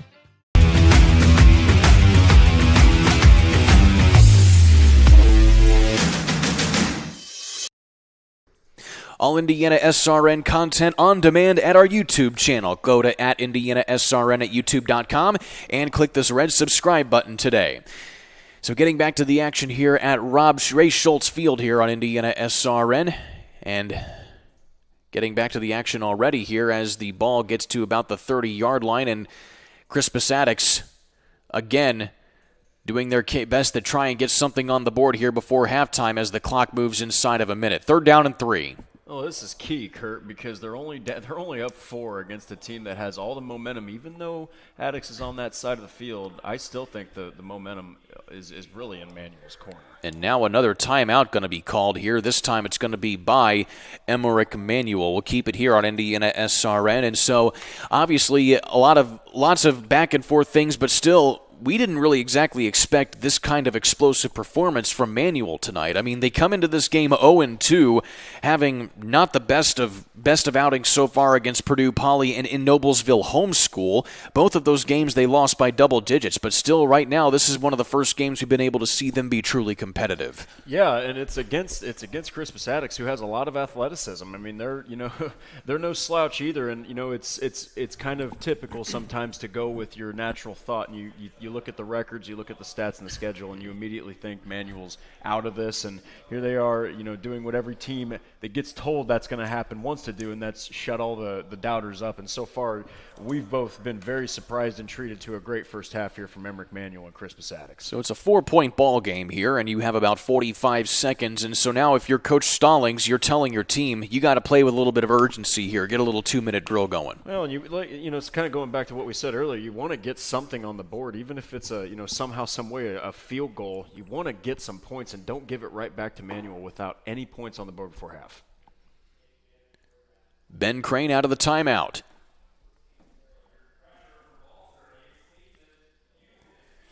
And Crane back to pass, looking to the end zone. It's short, goes up and nearly caught on the bobble there by his receiver, Keisham Hall, and it falls incomplete, and it'll be 4th down and 3 here, so you have at least another shot to try and at least pick up the first down here. You have some time to work with here, but again, you've really got to be good with the clock management. Well, and it's just nice to see the ball getting thrown. I love the risk taking, and it was almost a circus catch nonetheless, but it's just really good to see both teams totally fine with taking some chances downfield. So it's either a chance downfield here or a simple run for a first down or a pass. Either way, you have to either stop the clock or call a timeout if you pick up the first down. Ben Crane with Williamson in motion. Crane looking to the sideline, has his receiver. He stays in bounds, fumbles the football, and Manuel comes up with it again. My goodness, Keisham Cox, we were just talking about how he is such a skilled player, and he just has one bad play there. Fumbles so far have been the story for Crispus Attucks, unfortunately, in the first half, even with the lead. And as we've been saying, Kurt, once again, Manuel has the momentum. And it looked like that was Caleb Doolin in there on the fumble recovery there, the tight end linebacker double player there. And so, again, Manuel, you're going to have a chance to at least maybe put something on the board here, or at least keep it a 4-point ball game going into halftime. Yeah, and if you're here, this is just my preference. Just hand the ball off, try to get a short screen pass, low risk play that might pop for something huge, but just go into the half without making any big mistakes, and all the momentum's with them. In fact, it looks like they might even just run something with a bunch set here. So it's Keith Horton in the backfield here with under 30 seconds left to play. And Horton going to follow his blocker outside the 35 and gets out of bounds. And Attucks will have to be careful there. Don't want to exactly get a personal foul call here at this late in the second quarter here. And on the tackle was Noah Brimage. Well, we've seen both these quarterbacks show a lot of ability in the open field. Mostly Keith Horton. He definitely had the instincts to get out of bounds. You still got 20 seconds. If they pop off another couple runs like that, we might be talking about a potential Manuel score before half. So that stops the clock there, which is the big thing here for Manuel that got out of bounds. He was going forward out of bounds, so that stops the clock by rule. And the ball sits at the 39 and a first down. They're definitely going to be going, without question, to the sidelines, try to get a couple more completions to get them in a better position to score a touchdown.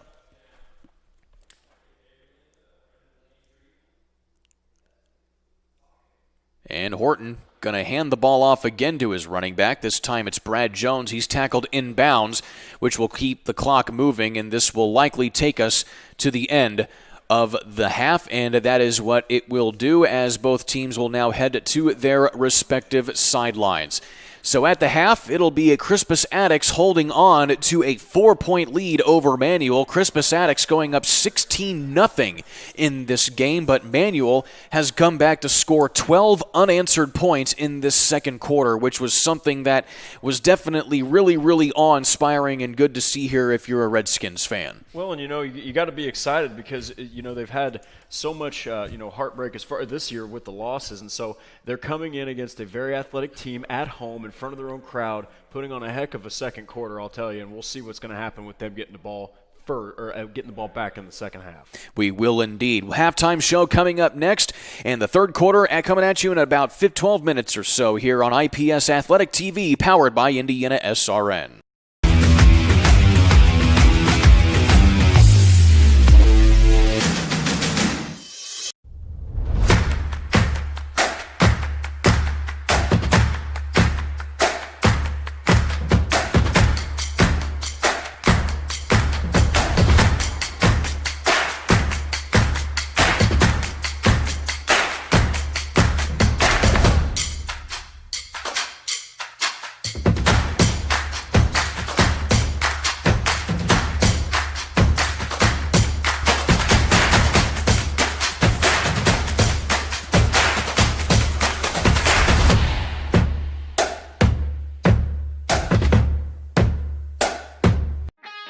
Piper Group Warehouse has a strong commitment to their clients as their logistics provider. If you would like to discover how you can improve your service levels while lowering your overall cost, Piper Logistics Group can help. Call Greg Piper today at 317-396-3916. Piper Logistics Group.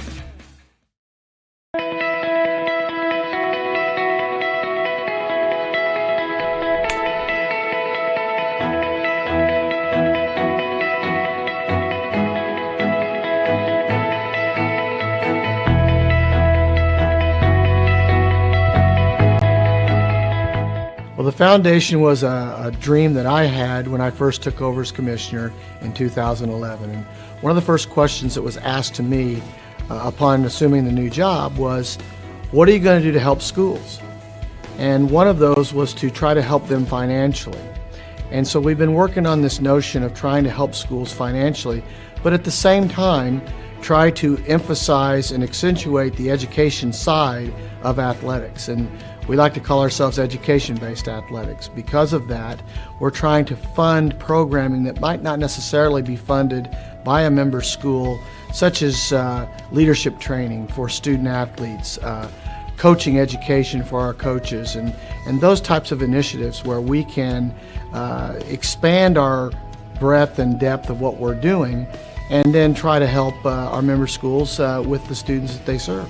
Well, I just joined the foundation in September. I'm thrilled for the opportunity to be part of this team and part of this program. I love high school athletics. It's been meaningful for me, my family, and my children, and I'm just thrilled for the opportunity to be part of the team. Well, I feel so excited about this opportunity because we can make a difference. And I feel like when you come into this job, for me personally, you get a chance to go make a difference in this area of the state, in all three of our districts, from state line to state line.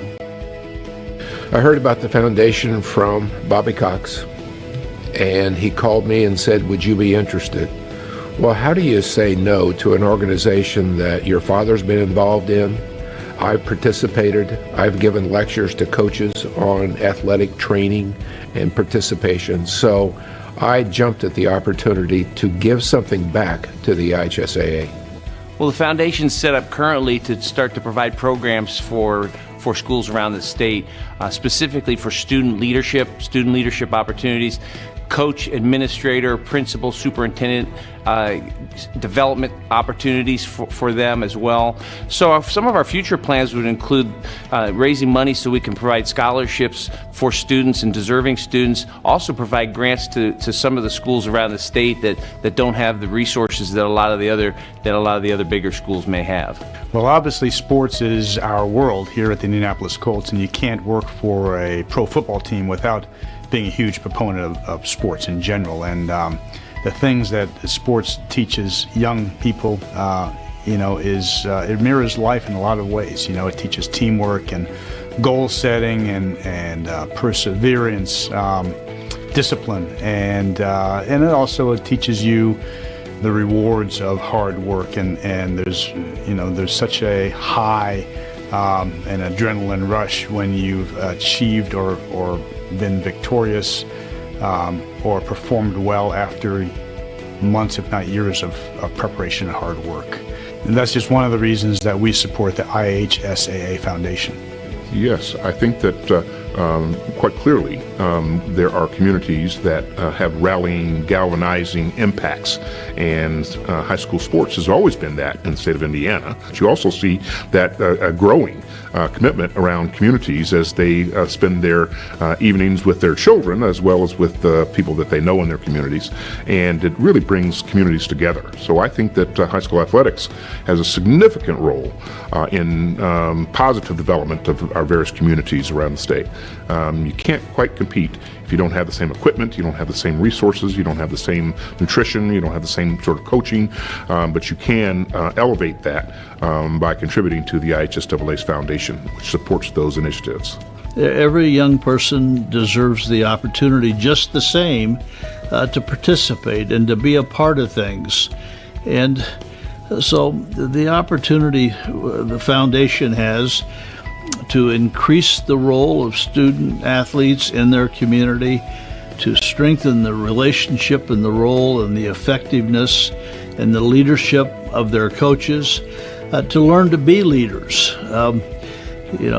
Being a part of a team is a great leadership development experience. Women who are in board roles, women who are leading companies, guess what one of the number one alignment items is? Leadership in played high school and probably college sports. That matters, and both of those are education-based. So it had an impact on me. I'm now a businesswoman. I also coach basketball, but having to juggle education and sports and perform both at a high level is really, really a lesson learned for life. Education-based athletics matters. The student and the athlete. We take that seriously. The student first, the athlete second. The field of play is an extension of the classroom where these kids are learning life lessons that they will take with them for the rest of their lives. Athletics is an extension of the classroom. And how it impacted me, I had to learn how to operate on a team. And then as I became a captain, then I had to learn how to coach and guide my colleagues. Guess what? That then happened at work. 10 and 20 and now 30 years later. You have to learn how to show up and be on time. The bus leaves. If you're not there, you can't go. Many times, the discipline and the feedback isn't maybe as harsh as it is in the classroom, and it's very quick and potentially harsh, but kind and loving and wanting to get better in sports and on the field. I think in high school athletics, you learn a lot about leadership. I was able to be a team captain for 3 years, and I learned so much that it's not just about the position, but it's about the influence that you're able to make towards a positive change with a mission greater than yourself. And that lesson for me has been able to apply to going to Notre Dame, being a team captain there, to going and playing 5 years professionally and a year in the NBA. And there's a difference in the resilience of the athletes that played high school athletics. And there's a difference in how they're able to bounce back the day after a tough loss, or they're able to bounce back after a coach corrects them on the thing that they need to do. And the resilience and the opportunity to be able to lead in that way is something that's going to carry well past, but be able to be learned better there than it can, in my opinion, any other place. Well, our patrons can all go to our website and they can get involved with donating to the foundation. We like to call that investing. We're investing in young people, investing in our schools. And then our schools will have an opportunity to solicit funds in the forms of grants from our foundation board, and we will entertain those grants on an annual basis and make awards based upon those requests that we receive. And we want that to be an ongoing and a growing opportunity for not only our patrons that support us at our contest and our communities, but also our member schools to identify things they feel that are important in their schools and their communities where they need additional funding and support, and that's something that the foundation can be a part of.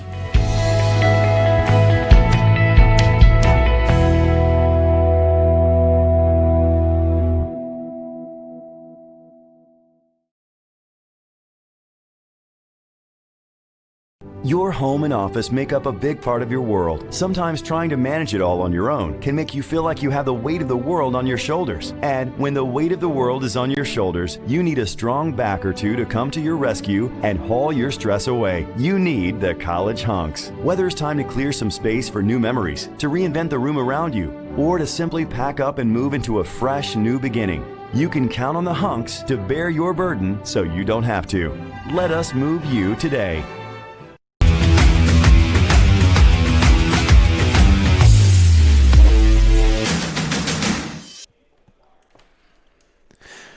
Still about 3 minutes left to go here of halftime between the Crispus Attucks High School Tigers and also Emmerich Emanuel Redskins. With Drake Wally, I'm Kurt Darling here at Ray Schultz Field. Well, of course, the feed you're watching is at Ray Schultz Field. Of course, here Drake and I are socially distanced back here at the Indiana SRN studios calling this game remotely, but still good that we are able to bring you this coverage here on IPS Athletic TV powered by Indiana SRN. Well, Drake, it was a lopsided first quarter, and then a lopsided second quarter. In the other direction, we have an excellent game here right now between these two former IPS foes here. A 16-12, but a slim 4-point advantage here for Attucks. Oh, and really it's all about two missed 2-point opportunities for Manual, or else if they somehow succeed those, it's a tied game. And you got to give Manual a lot of credit. They stayed with it after a devastating interception return for a touchdown. And here they are knocking on the door and getting the ball back at halftime and at home.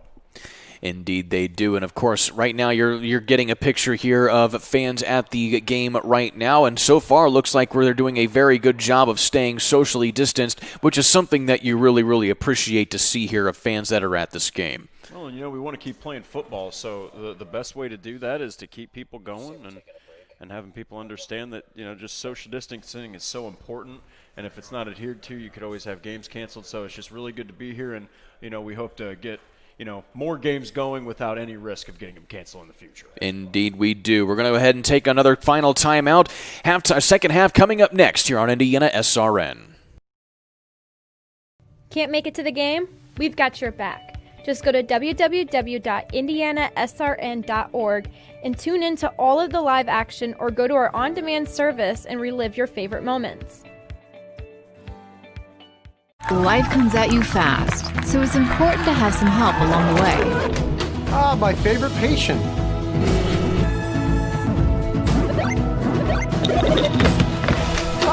My favorite patient. When the dust settles, it doesn't always end as anticipated.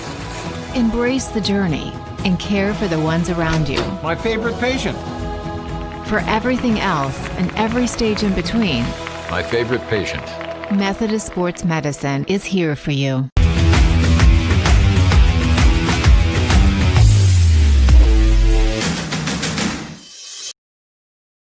If you missed the first half of this game, don't worry, you can catch all of the action on demand at Indiana SRN on our YouTube channel. Just click the red subscribe button at youtube.com at Indiana SRN to subscribe today.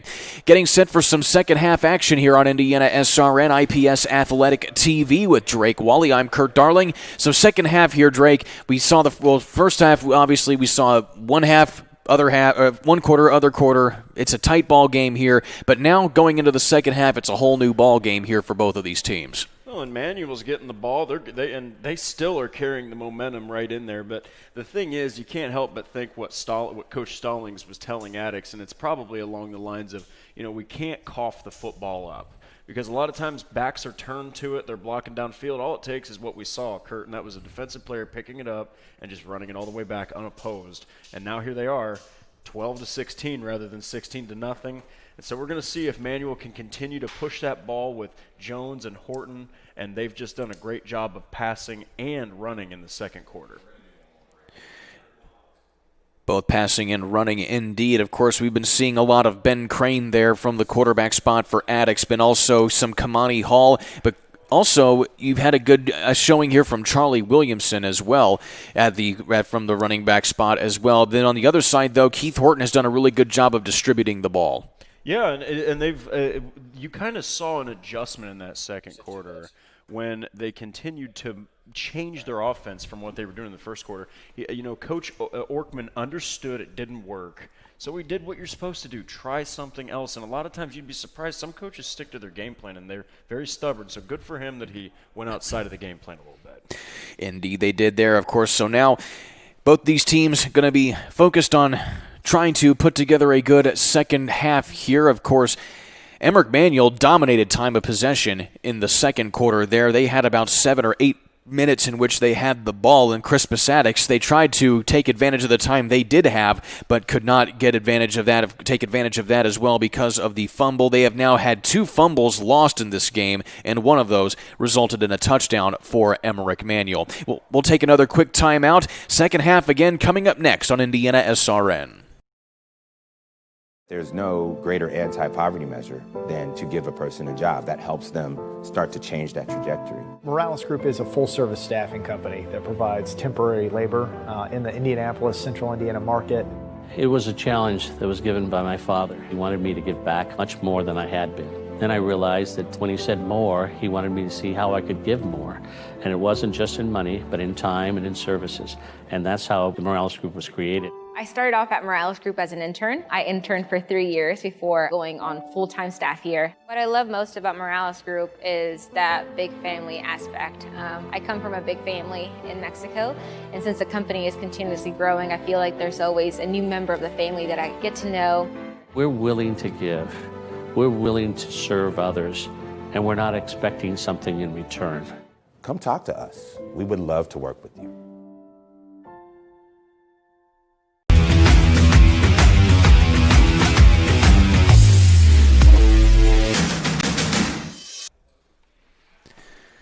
Both teams still warming up here for the second half action. Crispus Attucks and Emmerich Manuel.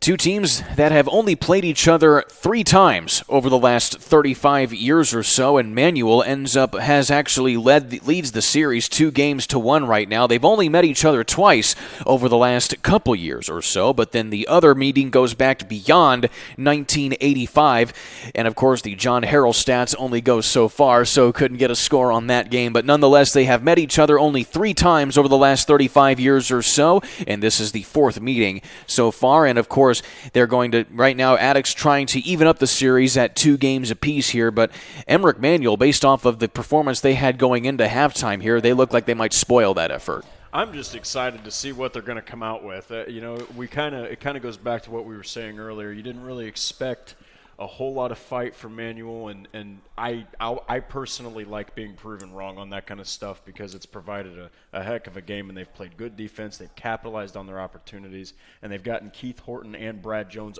in the open field. And as we've seen, Kurt, when you get Keith Horton in the open field, he can make multiple guys miss. And I'm waiting, like I said in the first half, I'm waiting for that big run. And, of course, the other thing now that the Tigers have to deal with, they played most of that second quarter on defense. Well, now they have to start the third quarter on defense. Well, that's just got to be frustrating. So I think that Coach Stelling's probably said, let's get a turnover, let's get the ball back and get the ball in our offense's hands and try to get over, try to get a lead of more than 2 scores. So Attucks had the ball to start the game, and so the second half of the ball will now belong to Emmerich Manuel. But of course, even though Attucks was going to get the ball to start the game, Manuel actually started the game with the ball because it was fumbled on the opening kickoff. Still, Manuel was unable to capitalize on that, but they have been able to capitalize on other turnovers throughout the stretch. 2 fumbles forced by the Manuel Redskins against the Tigers have now only resulted in 1 touchdown, but then they were not able to capitalize on the second fumble of that game. And so either way, right now Manuel going to have to try and keep up the momentum on defense. Well, and we'll see what they do. I mean, they're first things first, don't fumble the ball on the kickoff return. And so the kickoff is away here from Attucks, and it is a short and over-end kick. It's going to be fielded at the 22-yard line there by Kenneth Lewis, who had that big fumble recovery for a touchdown earlier in this ball game, and he gets it back out to the 41.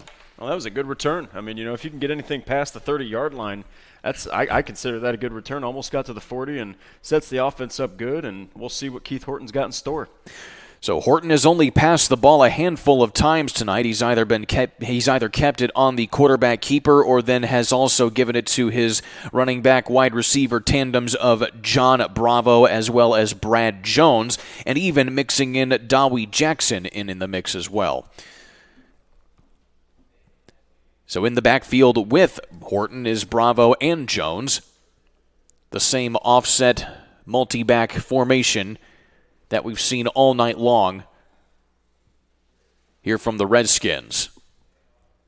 So Horton going to keep it himself, tries to start up the middle, then cuts to the left side, and ends up picking up a few yards on the play. We talked about Tony Wooden all game, and there he is again, getting his nose right there in the tackle. And it was only 2 yards, but boy, oh boy, as hard as Keith Horton fought for those 2 yards, he ought to have earned 6. That was a good effort, but even better defense from Crispus Attucks. And so Attucks has been able, the Attucks defense certainly getting their work cut out for them tonight, having played most of the second quarter out there against this Manuel offense. And again, Manuel looks like, again, they're trying to establish that rhythm of nickel and diming and trying to just wind down the clock while also cutting into this lead. Yeah, and they're just wearing out that defense, and then they're going to get hit with the home run. That you just got to try to get this offense off the field, or else they're just going to wear you down with runs. Second down and a long 8. Jackson in motion, and then a reverse handoff goes to Bravo, who falls forward for a gain of about 2, maybe 3 yards. Well, and Dowie Jackson was obviously the decoy there, and nice little run there from Bravo. It's 3rd and 6, so probably going to have to see some sort of pass. But then again, they have gone for it quite a bit on 4th down, so it's going to be interesting to see what they've got in store for that Crispus Attucks defense. So 3rd down and 5. The ball sitting at the 46-yard line, excuse me. They got to get to the 49 on the opposite side of the field.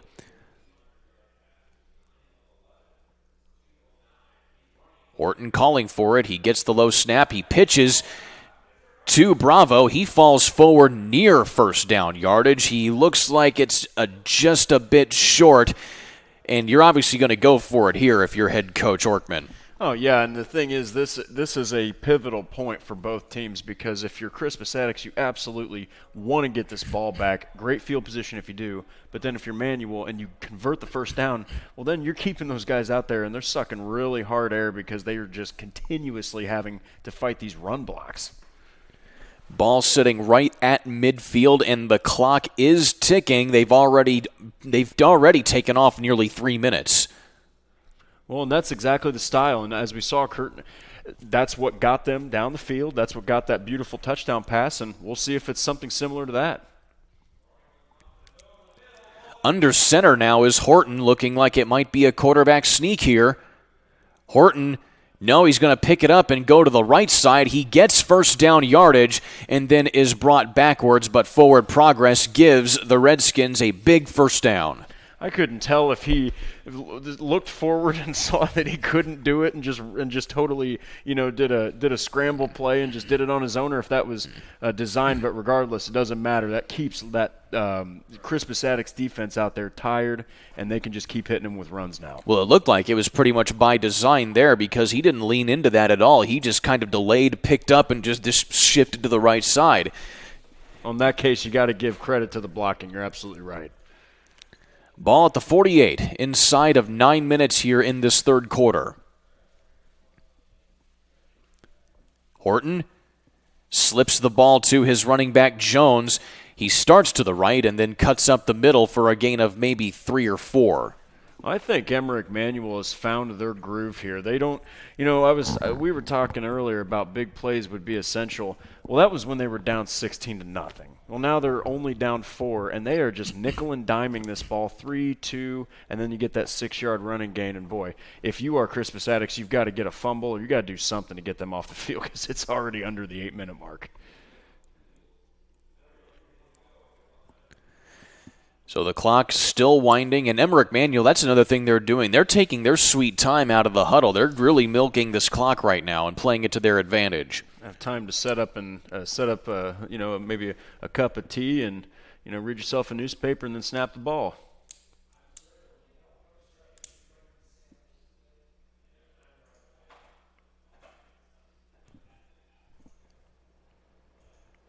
Horton takes it, has to roll to his right, and is immediately tackled in the backfield for a big loss. They're going to say he's down as the ball comes out, and Horton is on the ground and slow to get up here. We'll see what the situation here is, as Horton now being helped to his feet here, but it looked like he took a pretty big shake up. He's good, and so it looks like he's walking back, but they'll probably take him back to the sidelines to check him out. We'll see what Emmerich Manual decides to do here.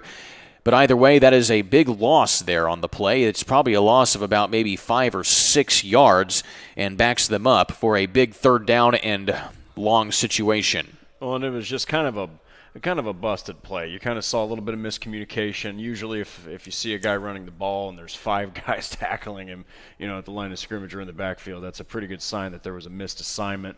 But, it was good to see Keith Horton get up, heck of a playmaker, and, Emmerich Manual wants to get him healthy, of course, back in there as soon as possible. Noah Brimage and Marquise Frankson on the tackle. They've both been one of the big key contributors on defense. As there's a timeout on the field, we'll take one with them. Back in a minute here on Indiana SRN. Piper Group Warehouse has a strong commitment to their clients as their logistics provider. If you would like to discover how you can improve your service levels while lowering your overall cost, Piper Logistics Group can help. Call Greg Piper today at 317-396-3916. Piper Logistics Group.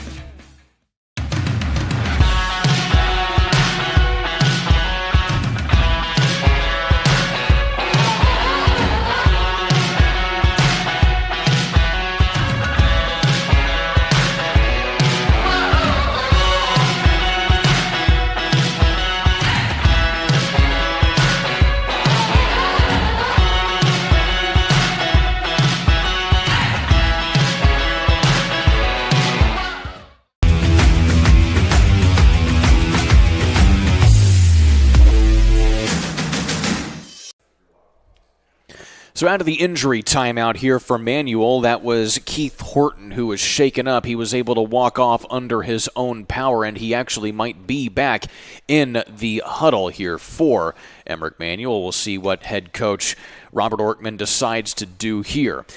Meanwhile, the ball is back up at about midfield, and it's a 3rd down and long situation.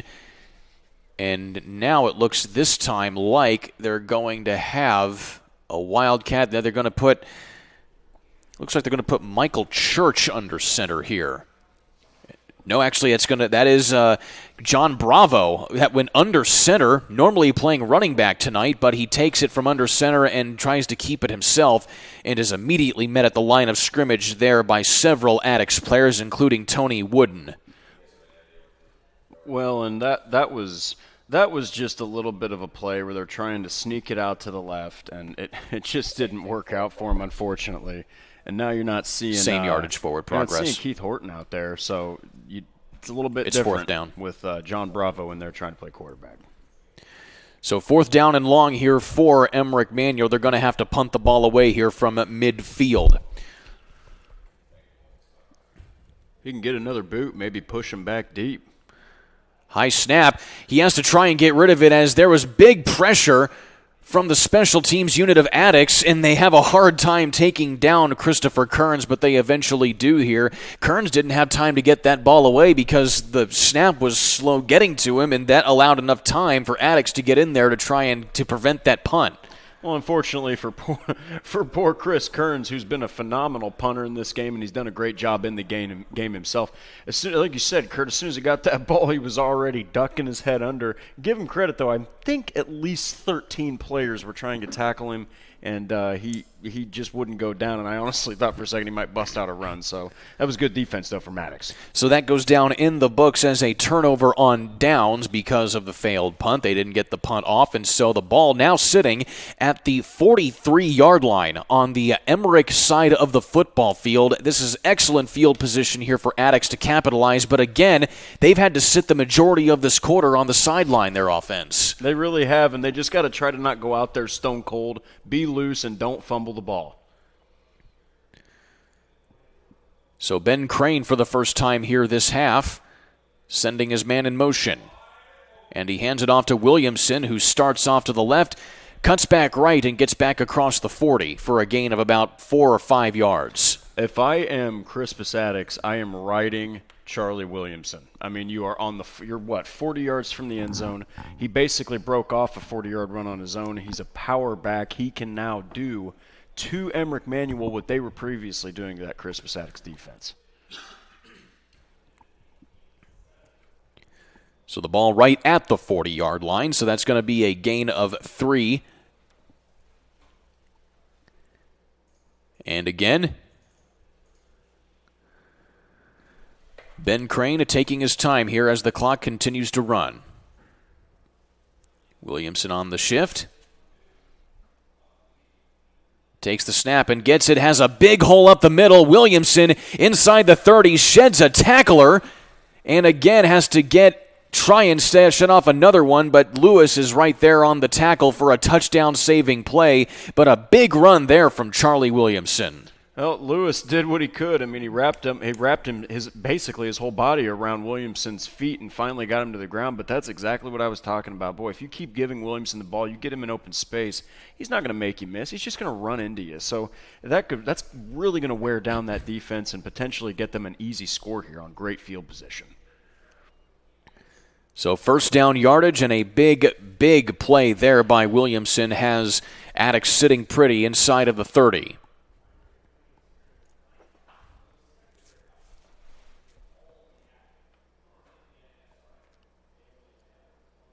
Horton back to pass, has to shed up the middle there as he tries to shed off the tacklers, gets inside the 10, tiptoes inside the 5. Wow, and that was great presence of mind there by Ben Crane on the broken play. Right away, he saw the pocket collapsing on each side, and he just pounced it right through the middle, wide open. Beautiful run to the outside left. I thought he was going to honestly jump into the end zone, but nice tackle there, saving tackle from Gershon Hanna. And of course, now there's a sense of urgency here if you're Attucks, because now you clearly see the game plan of Emmerich Manuel. They're going to just try and waste the time and pound out and run out the clock. So it's paramount that you score as efficiently as possible now. Well, and as soon as they score, Emmerich Manuel might need to start incorporating the pass game a little more. So we'll see what Attucks is going to do, but they definitely need to score a touchdown here. First down and goal. Crane on the keeper with some blocking from Williamson. Walks into the end zone for another touchdown. And they extend the lead here for the Tigers. Well, and that was a perfectly ran play. I mean, you're starting to see the true talent of Ben Crane. And then on the other side, Charlie Williamson. Really, those two guys, Kurt, they just, 1-2 punch, jab straight. They just carried the team down the field into the end zone. So that drive on 7 plays goes 43 yards. And again, going for the 2-point conversion is Crispus Attucks. They have not attempted an extra point kicking situation at all so far this game. That seems to be their MO.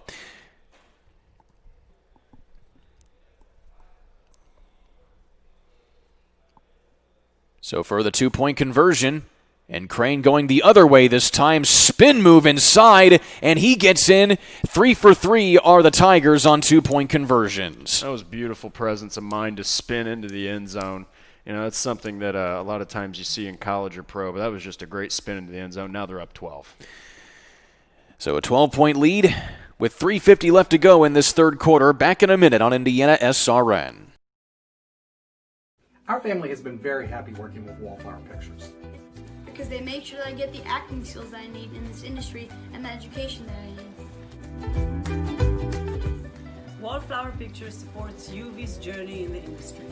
They're very passionate about his growth, and they're very professional and attentive to our needs. And I truly believe in the projects I've worked on, like For the Boys and The Walk. We love working with Wallflower Pictures.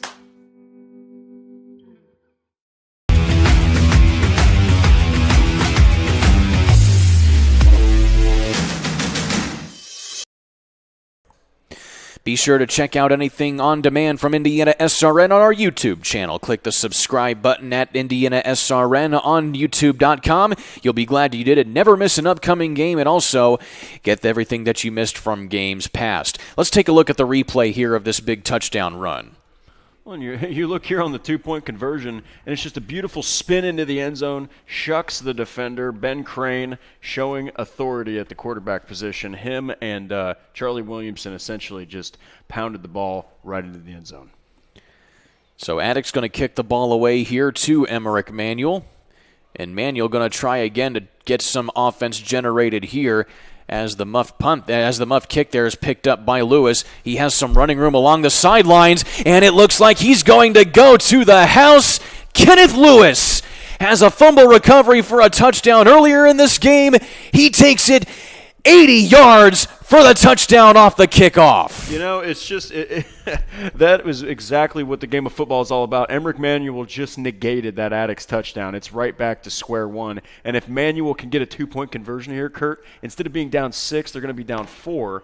Boy, that was a little bit of a debacle, if you will, from Crispus Attucks. They worked so hard to score, only to give it up on a kickoff.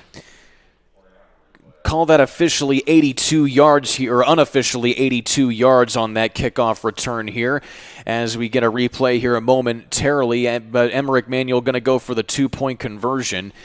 And this game, Drake, I mean, it is pretty much anytime you see any sort of momentum built, the other team just completely shuts it down. No, and it's not what we expected, that's for sure. It's been a wonderful surprise here, and give Emmerich Manuel all the credit in the world. They're, at home playing so well, and they're actually going to go for a extra point here, changing it up a little bit. Going to get Risque Earls, the tight end hero with the skyrocket catch. He's going to try to get it here.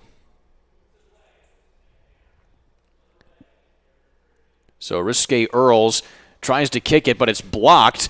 And so, again, 0 for 3 on extra point opportunities are the Emmerich Manuel Redskins. We'll take a timeout. Back in a minute on Indiana SRN. Make it to the game? We've got your back. Just go to www.indianasrn.org and tune in to all of the live action, or go to our on-demand service and relive your favorite moments. Your home and office make up a big part of your world. Sometimes trying to manage it all on your own can make you feel like you have the weight of the world on your shoulders. And when the weight of the world is on your shoulders, you need a strong back or two to come to your rescue and haul your stress away. You need the College Hunks. Whether it's time to clear some space for new memories, to reinvent the room around you, or to simply pack up and move into a fresh new beginning, you can count on the Hunks to bear your burden so you don't have to. Let us move you today.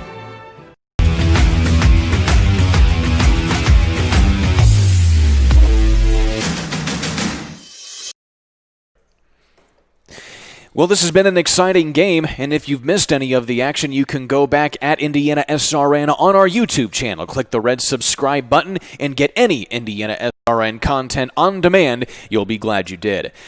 So it's been a crazy game here, and of course it just got even crazier with this big kickoff return for a touchdown. We'll take a look at the replay.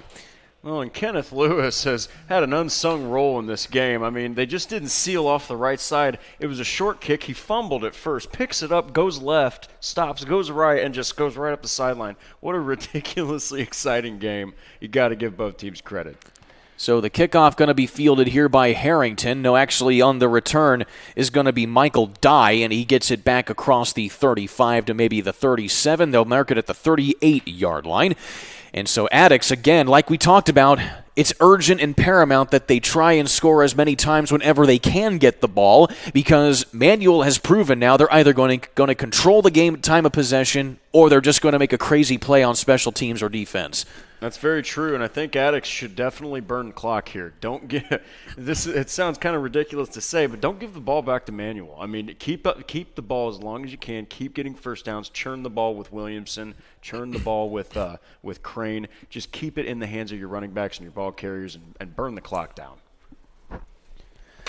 It has been a competitive ball game here tonight, in spite of all expectations. And now Crane going to try and keep the Redskins at arm's length here. On the keeper is Crane. He sheds off a tackler in the backfield. Tiptoes the sideline. Has first down yardage and gets it out to about the 41 on the Redskins side of the field. So a big 20-yard run there. And like you said right there, it's either you run the clock or you get big chunks of yardage whenever you can. Absolutely, and that's exactly the game plan that they're going to want to do, because as we've seen, and like it's verbatim what you said, Manuel has proven that they don't need all but one play to turn the game right back around. So they just need to burn the clock and keep handing the ball off and run it with the quarterback. 3 minutes, 1 second remaining here in this third quarter. And the ball at the 41.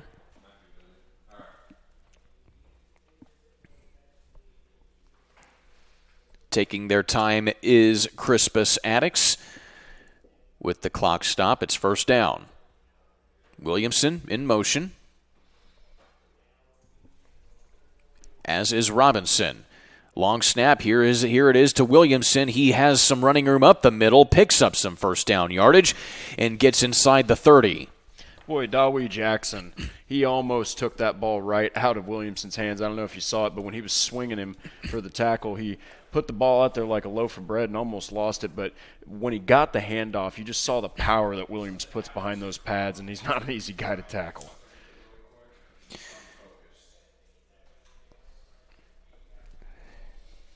So 2 minutes and 31 seconds remaining here. The clock continues to tick. And so now Attucks is again taking their time here, like you said there. Well, Drake is you just run some clock. Yeah, it's all about just burning the clock. Don't give it back to Manuel. And if they can put a touchdown on the board after burning 5 or 6 minutes, that's going to put Manuel in a passing situation rather than running. First down and 10, ball inside the 30. Crane gives it off to Williamson. He sheds a tackle and almost gets it across the 25-yard line, and he takes a pretty big hit right there, and he is down, and he seems to be favoring his knee. Well, it looked like he kind of tweaked his leg there. He got hit, backed up, and then he pivoted, or he planted that foot to go forward again, and you just saw a little bit of a tweak, so hopefully he's going to be okay. So the clock is still running here. It looks like Williamson may be up and okay. And so now we'll get back to the action here quickly here. So Williamson, definitely hobbling there. He's being helped off the field by Keyshawn Hall. Well, what an integral part of the offense Charlie Williamson's been. He's been an absolute bruiser back, running over people almost like a bowling ball with pins. He is just so physical. So the sooner he gets back out there, they can get right back to business of burning the clock and putting it on the ground. Clock continuing to run here now as Williamson has been taken off the field. And so back in the backfield now is Kimani Hall, who we have not seen a whole lot of here because of Williamson's big explosiveness so far in this contest. Inside of a minute.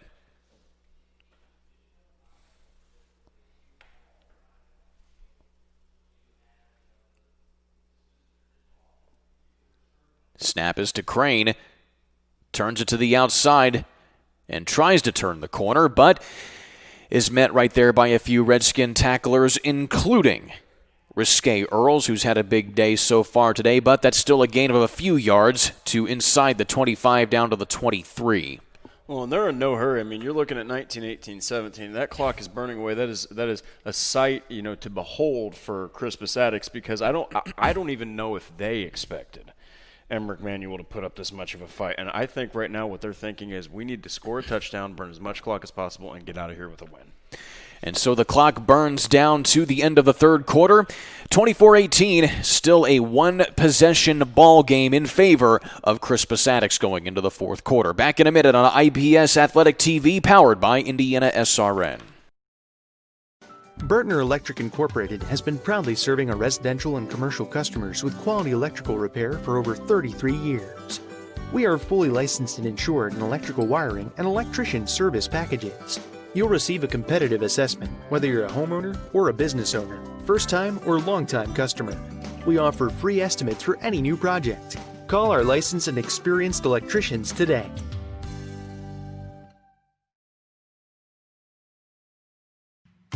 Can't make it to the game? We've got your back. Just go to www.indianasrn.org and tune in to all of the live action, or go to our on-demand service and relive your favorite moments.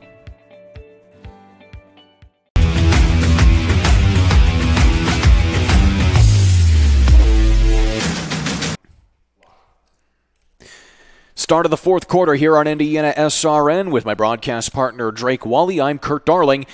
And it's been a competitive game and a surprising game from Manual, who came into this game 0-2, having had a tough time really getting any scoring against their first two opponents in Purdue Poly and Noblesville Homeschool. They've now put up 18 points, which is the most they've scored so far this season, and they've kept it a ball game here with Attucks just barely hanging on to the lead here. Well, and I'm, if you're Robert Orkman, you are just excited. You're tickled to death that there's this much effort. As down 16, the adversity didn't really get to them. They're at home.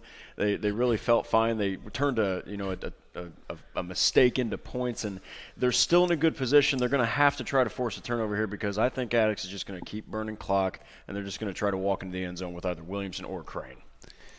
And so, as you mentioned right there, and it's interesting to see here how both teams are trying to make the strategy of burning the clock work in their favor. So far tonight, it's been Manual that's been able to do that, but now Attucks really trying to adopt that here just to try and limp out of this one with the win.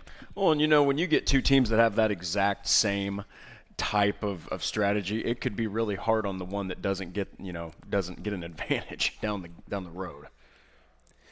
So the ball switching sides of the football field here, and Crane back to pass. He has a man in double coverage, and it was nearly caught by Wanzo Robinson, and that falls incomplete. And so Wanzo Robinson has been targeted one other time tonight. He was able to get that pass completed for a first down earlier in the first half, but unable to haul that pass in. Well, boy, we 3rd and 6, you think no doubt they're going to run the ball, and boy, they just surprised us both, Kurt, and they took a shot downfield, and that's something I've been really proud of both these teams for, is that they are both willing to throw that football downfield and take some chances. So the clock stops, 4th down and 6.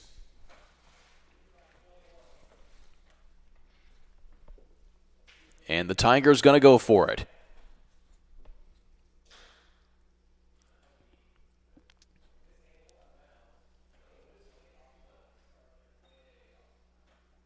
Crane takes the snap and again shuffles up the middle, has some running room. He gets first down yardage down to the 20-yard line. That is now the second time today that they have converted a 4th down.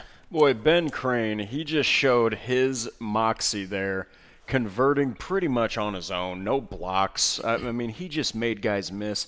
Really interesting to see. Both of these quarterbacks have shown they are just deadly in the open field with elusiveness. And it appears that he was tackled inbound, so the clock will start. And now we have a player down on the field. It looks like Ben Crane, and he may be dealing with a cramp right now here because that was after the play that he went to the ground, and so just trying to. Well, he's been a heck of a player, and he's carried the team on his back. You've seen a couple other playmakers, mostly Charlie Williamson, of course, but really at the end of the day, whether the quarterback is the biggest part of the offense or a small part, he has the ball a lot. He makes a lot of decisions. He's got to make a lot of decisions on the last second. And as you saw there, heck of a run, 4th and 6, no problem. I'll just get it on my own, Coach. So Crane able to run off under his own power. Looks like it was just a little bit of a cramp there. And so now we will have the alternative come in here for Crispus Attucks to keep this drive moving. It's actually not bad, Kurt, for a guy that appears as a fullback on the on the roster, taking it all under his wing, and let's hope that everything's good with him. And it appears that we're going to see Diego Pettiford, who is a quarterback on the depth chart for Crispus Attucks, check into the ball game here to lead the offense.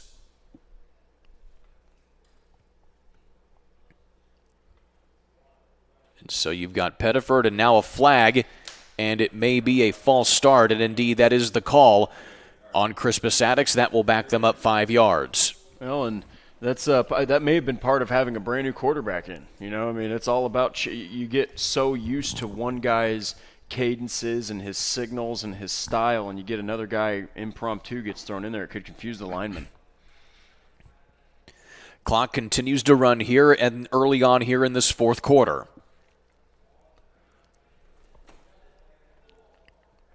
It looks like they're going to probably. I mean, I would guess that with Pettiford in there probably for a play or two, they're probably going to lean a little bit on Williamson on this play here. So Williamson and Pettiford in the backfield with 2 wide receivers on each side. And Pettiford going to hand the ball off to Williamson.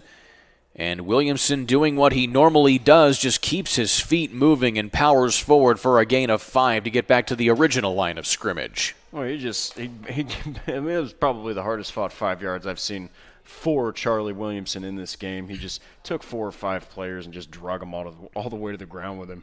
Great power running. So ball at the 21, still a gain of 5. And Attucks very close to the red zone. Oh, and they're just kind of like we've been talking about. They are slowly walking back to the huddle, slowly walking up to the line. They are in no hurry. They're probably in a running attack mode, and we still see Diego Pettiford. So I think that you're going to see this might turn into the Charlie Williamson show. And so Pettiford having some words with Williamson in the backfield before the play clock continues to run.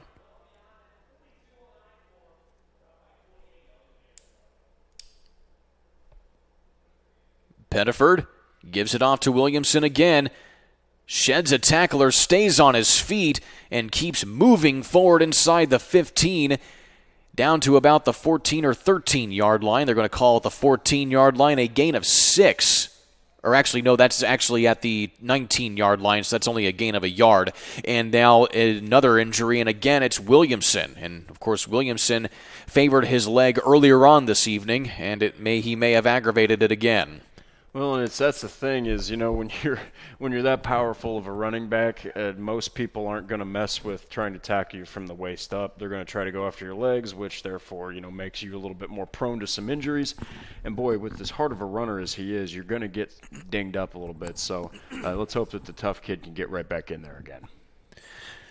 So still looking at the injury here right now, and unfortunately, of course, we are not allowed to show injuries here. Of course, that is IHSAA policy here for us, but still, the drive continuing here. What's going to be 3rd down and 9. Well, and if this is a good opportunity, though, to kind of look on the other end of it, and regardless of what break, causes, a little bit of intermission, it allows you to replan, kind of get your players back up to speed, and if you got to make changes like we've seen with Diego Pettiford, well, you can help him out a little bit. It looks like everybody's starting to get up here, so game might be able to start rolling forward again here soon. So Charlie Williamson still down on the field right now, being attended to by the Crispus Attucks training staff. Williamson been a workhorse tonight for Crispus Attucks. He has well over 50 rushing yards on the night, has some big explosive plays for the Tigers as well. And now the Tigers going to be riddled with a few injuries here, as we'll take a quick 30-second timeout. Back here a little bit on Indiana SRN. More fixing, more finding, more being original. Unique like this, trendy like that. More designing this, arranging that. More saving, and then more making it happen.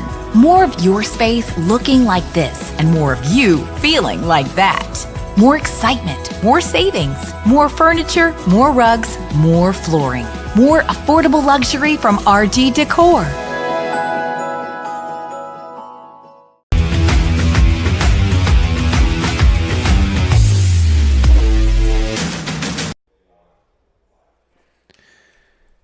Back here at Ray Schultz Field on Indiana SRN, Manual versus Attucks. The Tigers leading the Redskins by a touchdown at the moment inside this 4th quarter, as they have finally gotten Williamson off of the field. He's slowly and gingerly walking back to the sideline under his own power.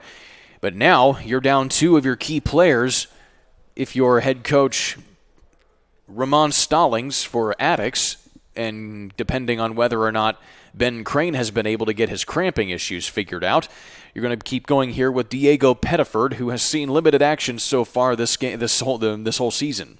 Well, and it's next man up. That's always been the moniker in football. And here we go. We see Ben Crane back in the game, and that's at least a good sign. And pretty soon, hopefully, Charlie Williamson will follow. So now you've got Kamani Hall in the backfield with Ben Crane, who is a capable running back in his own right, as Crane has his receiver wide open over the flat to get it inside the 5, which will set up a 1st and goal situation. That's Keisham Hall, his first reception of the night. Well, and I actually, we talked about being able to throw the football, and they've been running the ball consistently. So Emmerich Manuel's already by default thinking they're going to run. Okay, so when they throw, they're not ready for it. Boom, they hit him with a pass, and that gets them right there within about, I think they're on about the 6-yard line. It's looking good if you're Crispus Attucks, burning that clock. And the clock continues to burn here inside of 8.5 minutes.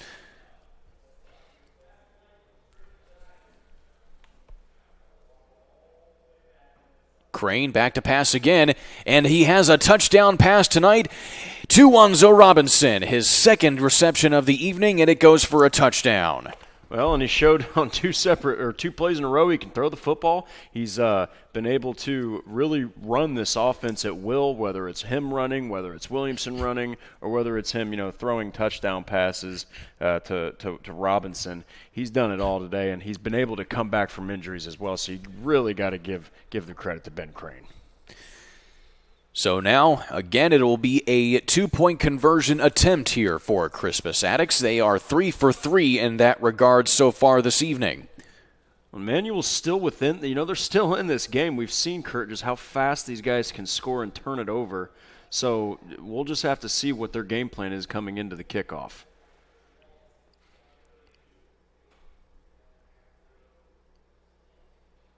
And Crane will hand it off to Hall. He sheds a tackler, tries to get to the end zone, and he's close, and he gets there. What a play by Kamani Hall to break a couple ankles, and he converts the 2-point conversion. No, they're saying it's not good. He is down right before the goal line. It looked like one of the officials on the other side was signaling he was good. The other official comes in and says no, so that is the first time that they have missed on a 2-point conversion opportunity. It remains 30-18. 7:52 on the clock. Back in a minute on IPS Athletic TV, powered by Indiana SRN. Make it to the game? We've got your back. Just go to www.indianasrn.org and tune in to all of the live action, or go to our on-demand service and relive your favorite moments. Hello, my name is Sean Kroll, and I've been a part of the Indiana SRN family for the last 9 years. Last year, we streamed a record 326 sporting events around Central Indiana. All the other guys broadcast basketball and football, but we at Indiana SRN also air volleyball, softball, baseball, and even golf. But we need your help. To continue our mission, please help us by contacting Coach at indianasrn.org. Indiana SRN, where you're always in the game.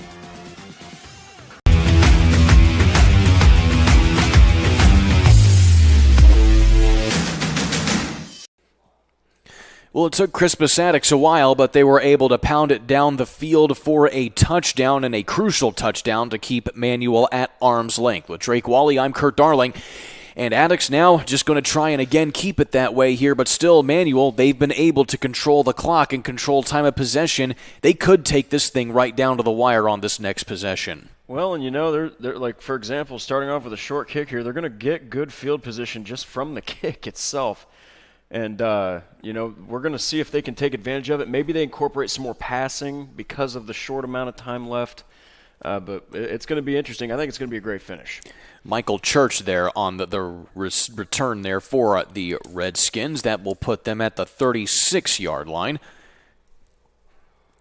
And now back out here will be Emmerich Manuel. And, of course, they've had a few injuries of their own there, as Keith Horton ended up leaving the last drive with an injury, and it looks like he is remaining on the sidelines here. And so that last play there for Manuel on offense, you saw John Bravo take the direct snap, and we may be continuing to see that here, more of a wildcat type of situation here with your main man here and Keith Horton unable to continue here for the time being. Well, and generally, you got a guy in there that is most of the time a wide receiver. He's probably not akin to throwing a lot. So, I mean, he's going to be running the ball quite a bit. Well, now you have Brad Jones lined up in the quarterback spot here.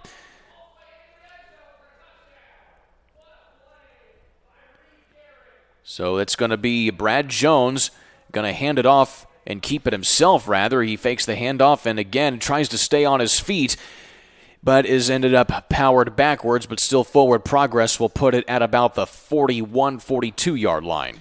Boy, if you're Emmerich Manuel right now, you got to dig deep into the bag of tricks because you don't have the main playmaker out there. You got to figure out how to replace that guy, and sometimes it takes two players to replace that one guy's talent. Not, discounting anybody on the field, but last time I checked, Keith Horton's the quarterback, so we'll see what they can do.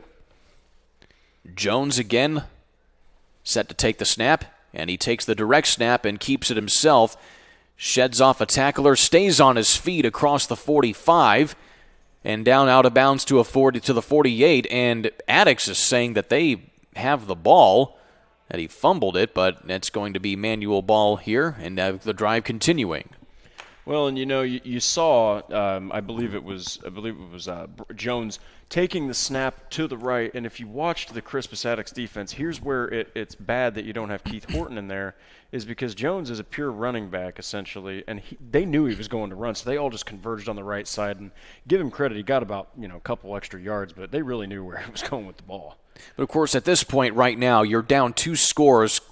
Running the clock is not the strategy at this point. You've got to try and get down the field as soon as you can. Got to throw it. They're probably going to have to at least throw a screen pass. And again, Jones is going to take the direct snap. He gets it across midfield, and play continuing back across the 45. And so he picks up a first down there, so he keeps the drive moving. They'll stop the clock here to move the chains. Well, and they're down 12, so realistically they could get a touchdown, but they're going to have to make it happen very quickly so that they can really get the ball back. They're down 12, not 7. So it's actually going to be second down here. They'll have to get the ball to the 42-yard line to pick up the first down. So it's going to be about a second down and about 4 to gain. Well, and like I said, Emmerich Manuel's still in this. They just got to make a big play happen. Running the clock just keeps ticking on them. It's really their enemy at this point. Jones to take the direct snap again. Actually, they give it to Kenneth Lewis, who has been a thorn in the side of Attucks all night long, both on offense and defense, and even special teams as well, but that's actually going to go for a loss on the play. Well, and they're trying to experiment with different guys to see if one of these guys can maybe make a play pop from the backfield. They're a pure running team, especially right now with Horton out. That spread offense kind of gets negated a little bit. So Crispus Attucks, give them credit. They know that they smell blood in the water right now, and they're taking advantage of it. But, of course, with the loss of Kenneth Horton, you take away a whole dynamic of your offense with the passing game right now because he seemed to be one of your only reliable passers, and that's someone you need in this type of situation here when you got to try and save time, but it seems like they just are unable to do that right now. And now we have a flag on the play. It's going to be a false start on Emmerich Manuel, it looks like, as they blow the play dead before the snap, and that is indeed the call. Back him up 5 yards to make it 3rd down and 5. Or third down and 10, excuse me. Well, and you always want to be encouraging, but it goes without saying when you got a guy who consistently throws the ball in practice who's not in the game, if it's not a pure backup quarterback filling that role and it's a wide receiver or running back, probably not going to be throwing the ball a lot because they're used to catching it or taking the carry. So they're just going to do the coach is going to keep them what they do comfortable, what's comfortable for them, and that's running the ball. So they might have to throw, and if they do, it'll probably be a screen pass. 4 minutes remaining in this ball game. A bumbled snap. It's going to be picked up by Jones, and he gets gobbled up in the backfield for a loss. In on the tackle there was Kevon Scott, and also getting some help from Vance Ricks. But that's just what you expect right there. You bobble the snap, and that gives the defense plenty of time to just get into that defensive backfield. Well, and you got to give Robert Orkman a lot of credit. He's really doing everything he can to keep this ball moving forward. They were doing so well in the second quarter. They had a couple big plays in the third. But Crispus Attucks, give them their due credit. They're doing a great job of really knocking the sails down on this boat. And unfortunately for Manuel, they're sinking a little bit. So 4th down and long here, and a decision from Coach Orkman on what to do here. It looks like they're going to try and go for broke and go for it, but If they don't convert here, Attucks takes over at the 45-yard line, and that pretty much puts the final nail in the coffin for this one. Especially with 2 timeouts, clock burning, all they'd have to do really is put a knee in the grass. So Jones going to take it and run forward, try to split the defenders, and he gets powered back for the forward progress. Will put the ball at about midfield. Still, it's a turnover on downs, and Crispus Attucks will take over on offense, and they should cruise to another win here. This will be their second win of the season, and also their second in 3 games. And as that, they will take this one into Pioneer on September 18th, and this will be that one will be at home back at Crispus Attucks. You know, my alma mater is Lewis Cass, so I'll tell you right now, Pioneer, that is a perennial squad that should be feared. It's a tough team, but great job from Attucks. They're doing a fantastic job. So, and also keep in mind, lots of innovations going on here at Indiana SRN. You can certainly follow us on our YouTube channel, but we're also now developing an app, our Indiana SRN app. It is available now at the Apple Store. Just search Indiana SRN and download it today, and you can catch all the action that you missed here, both on-demand content and anything else that you want here from Indiana SRN today. So download it at the Apple Store today, and you'll be glad you did. So, Attucks still going to run the clock out here now. Well, and that's the strategy, and you got Ben Crane in there. He's had some issues with cramps and with injuries. So really, as little contact as he can take, I think, is where Crispus Attucks is trying to get here. Just get out of there with the win. I didn't think that they thought that in the fourth quarter this game would be a 12-point deficit. So, if you're Crispus Attucks, you've done well enough to keep this game at a 12-point pace. And you just want to get out of here with a win without the quarterback getting another leg cramp or anything like that scares you. We'll take a 30-second timeout. Back here in a little bit on Indiana SRN.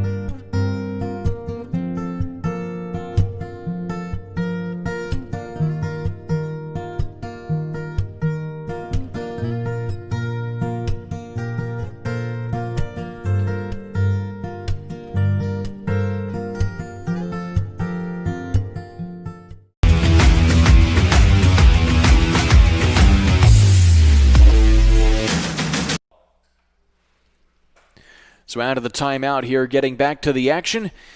Not much action left to call here as Crispus Attucks just has to run out the clock here. They have to get a first down here at least, though, to at least keep the clock running and keep the ball in their possession here. But nonetheless, a 30-18 deficit here. It's going to be pretty tough here for Manuel to come back for this one. Well, it's all on Attucks at this point. Just keep the ball. So Crane going to try and find some blockers here as he gets it across midfield. And that'll be a gain of about 2, maybe 3 yards. He actually got back to the original line of scrimmage. So the down will be 3rd down and 8 here with 2 minutes and 7 seconds remaining. And Manuel calling a timeout.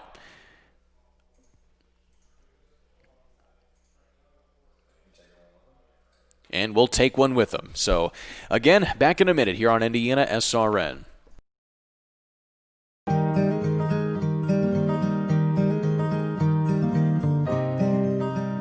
Faith in a company is extremely important, and Johnson Mello puts their money where their mouth is. In the past several years, we've, as a company, had tithed, which is pretty unheard of.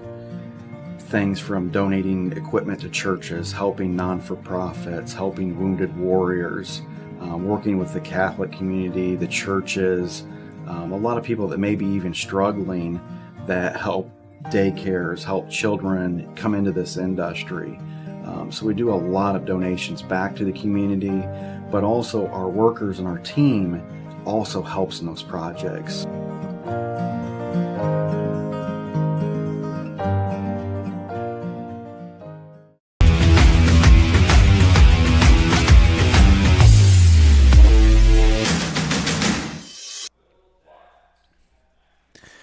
So out of the other timeout here, Manual running low on timeouts here to try and extend this ball game here, so they stop the clock at 2:07. And Attucks likely going to run the ball again here to keep the clock moving as much as they can. 8 yards to the first down marker. Back to pass, though, actually is Crane, and he's over the head of his receiver over the flat, and that goes incomplete.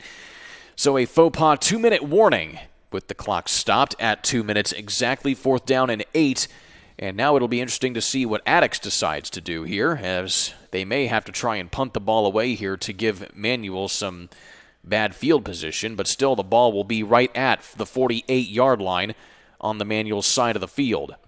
Well, and I totally get, trying to exploit the defense and what they think you're going to do, but, it's an incomplete pass. You stop the clock. You don't force Manual to use that last time out. I know that they don't have the luxury of using Keith Horton right now, but as we've seen, they have turned some really, inexplicable plays into scores. So, you don't want to really have to give them the ball back with the timeout nonetheless. So I think that was kind of a poor decision from Crispus Attucks, but luckily they got a 12-point lead, and there's only 2 minutes, so it's going to take a mountain for Manual to be able to take this game. So now they're going to punt the ball away. This will be the first time. This will be the second time tonight that they've punted the ball, and it will be Harrington putting the boot into it. Well, if you're Emmerich Manual, you got to be at least a little bit excited that you get another opportunity here. You got a timeout in your pocket. You're really only one big play away from somehow, some way, maybe making this an onside kick scenario. So they put a delay of game flag now, it appears, on Attucks, and this might be by design to make it so that the ball doesn't roll in for a touchback, to give the punter a little bit of extra room to try and pin Manual back there deep in their own territory. Well, and Attucks at this point, they're just trying to get out of the game. They're trying to get out of here with a W. It's still 2 minutes. They're only up 12, and they're about to punt the ball. So they got to play good defense to finish this one out and close the door.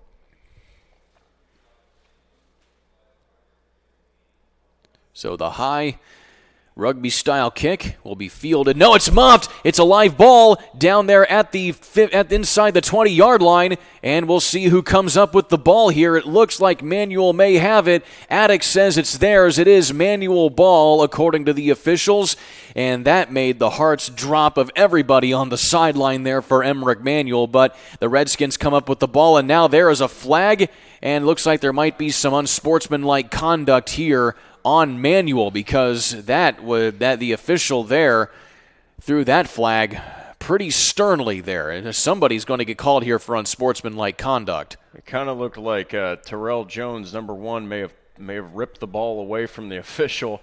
And I was going to say earlier, we've seen some jawing between these two teams. So there's a lot of emotion on that field, and it's a close game. So I think that was a little bit of emotion taking over common sense. So that'll be a 15-yard penalty, backing them up well inside of their own territory. And, of course, that's just a mental mistake right there, especially given the situation that you're in right now in this ball game. You can't afford to have stuff like that. Well, no, it's 1st and 25, so before you can even think about scoring, you got to get those 25 yards now instead of 10, all because the emotions got a little bit too excessive. But it's football. That's bound to happen. It's really when do you let it happen? And this is not the time right now when you're trying to, mount a comeback. And so now Manual, a little slow to get to the line of scrimmage here. The play clock is ticking down inside of 10 seconds, and they have not gotten down into their stance yet. They may have to call another timeout. There's a flag now on the play before they got to the end of the play clock now. We'll see what the thing is. No, they're going to say it was a timeout called by Emmerich Manual, and we'll take a final timeout with them as well. Back in 30 seconds or a minute on Indiana SRN. You got a broken door, trapped car, you can't buy time. We take it very seriously and take pride in being responsive. We have all of Central Indiana covered from Martinsville, Avon, up to Anderson, to Cicero. There's always somebody in your area. It's important that we're able to get there, same day, because people's time is valuable. On our trucks, we carry just about everything we need to fix a garage door right then and there. Sunshine, rain, or snow, we're good to go. Precision Door Service, a name you can trust. Becoming a licensed sports official is a great way to make a positive difference in the community and support the over 160,000 Indiana student athletes that participate across 21 IHSAA sports. Sports officiating allows you to stay connected to the game, become a role model for our young student athletes, earn extra money, and support the patrons and communities of our IHSAA member schools. To learn more about becoming a licensed IHSAA official, log on to ihsaa.org/officials today.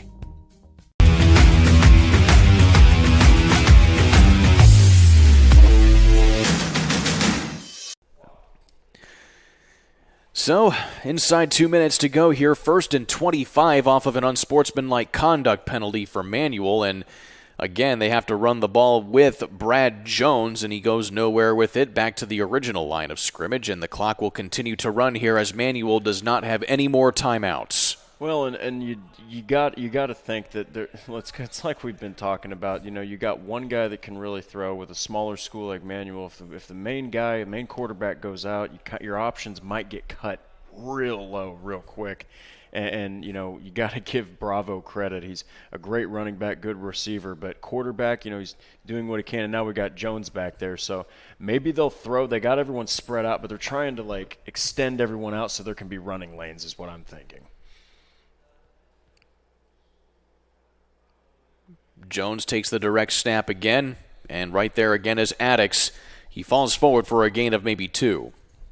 Well, and you saw there the defense from Attucks. They were just ready for it. And number 31, Marquise Franks, he took a bow after a very nice defensive play. And Attucks is going to be able to say that they got out of this one, but make no mistake, they need to review this game tape and understand that you cannot underestimate a team at all. And Emmerich Manual, they played a heck of a game. They got a lot to be proud of.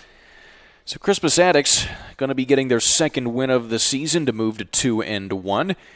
They'll be above 500 they'll be above 500 at some point in the season for the third consecutive year since being reinstated into IHSAA competition back in 2016. They head back home to host Pioneer at 7:30 on September 18th. And then likewise for Manual, they will be going on the road down to Kentucky. They will be taking on Scott County High School way down there in the southern part of Kentucky. As the clock winds down, your final score here at Ray Schultz Field, Crispus Attucks comes away but barely with a 30-18 victory over the Redskins of Manual. And like we talked about here, Drake, a competitive ball game all around here, but still Attucks was able to at least hold on just enough to come away with this win. Well, and if you're Emmerich Manual, you are ecstatic from that performance. I mean, I know that they had some bugaboos here and there and some faux pas here and there, but that's just what comes with the territory.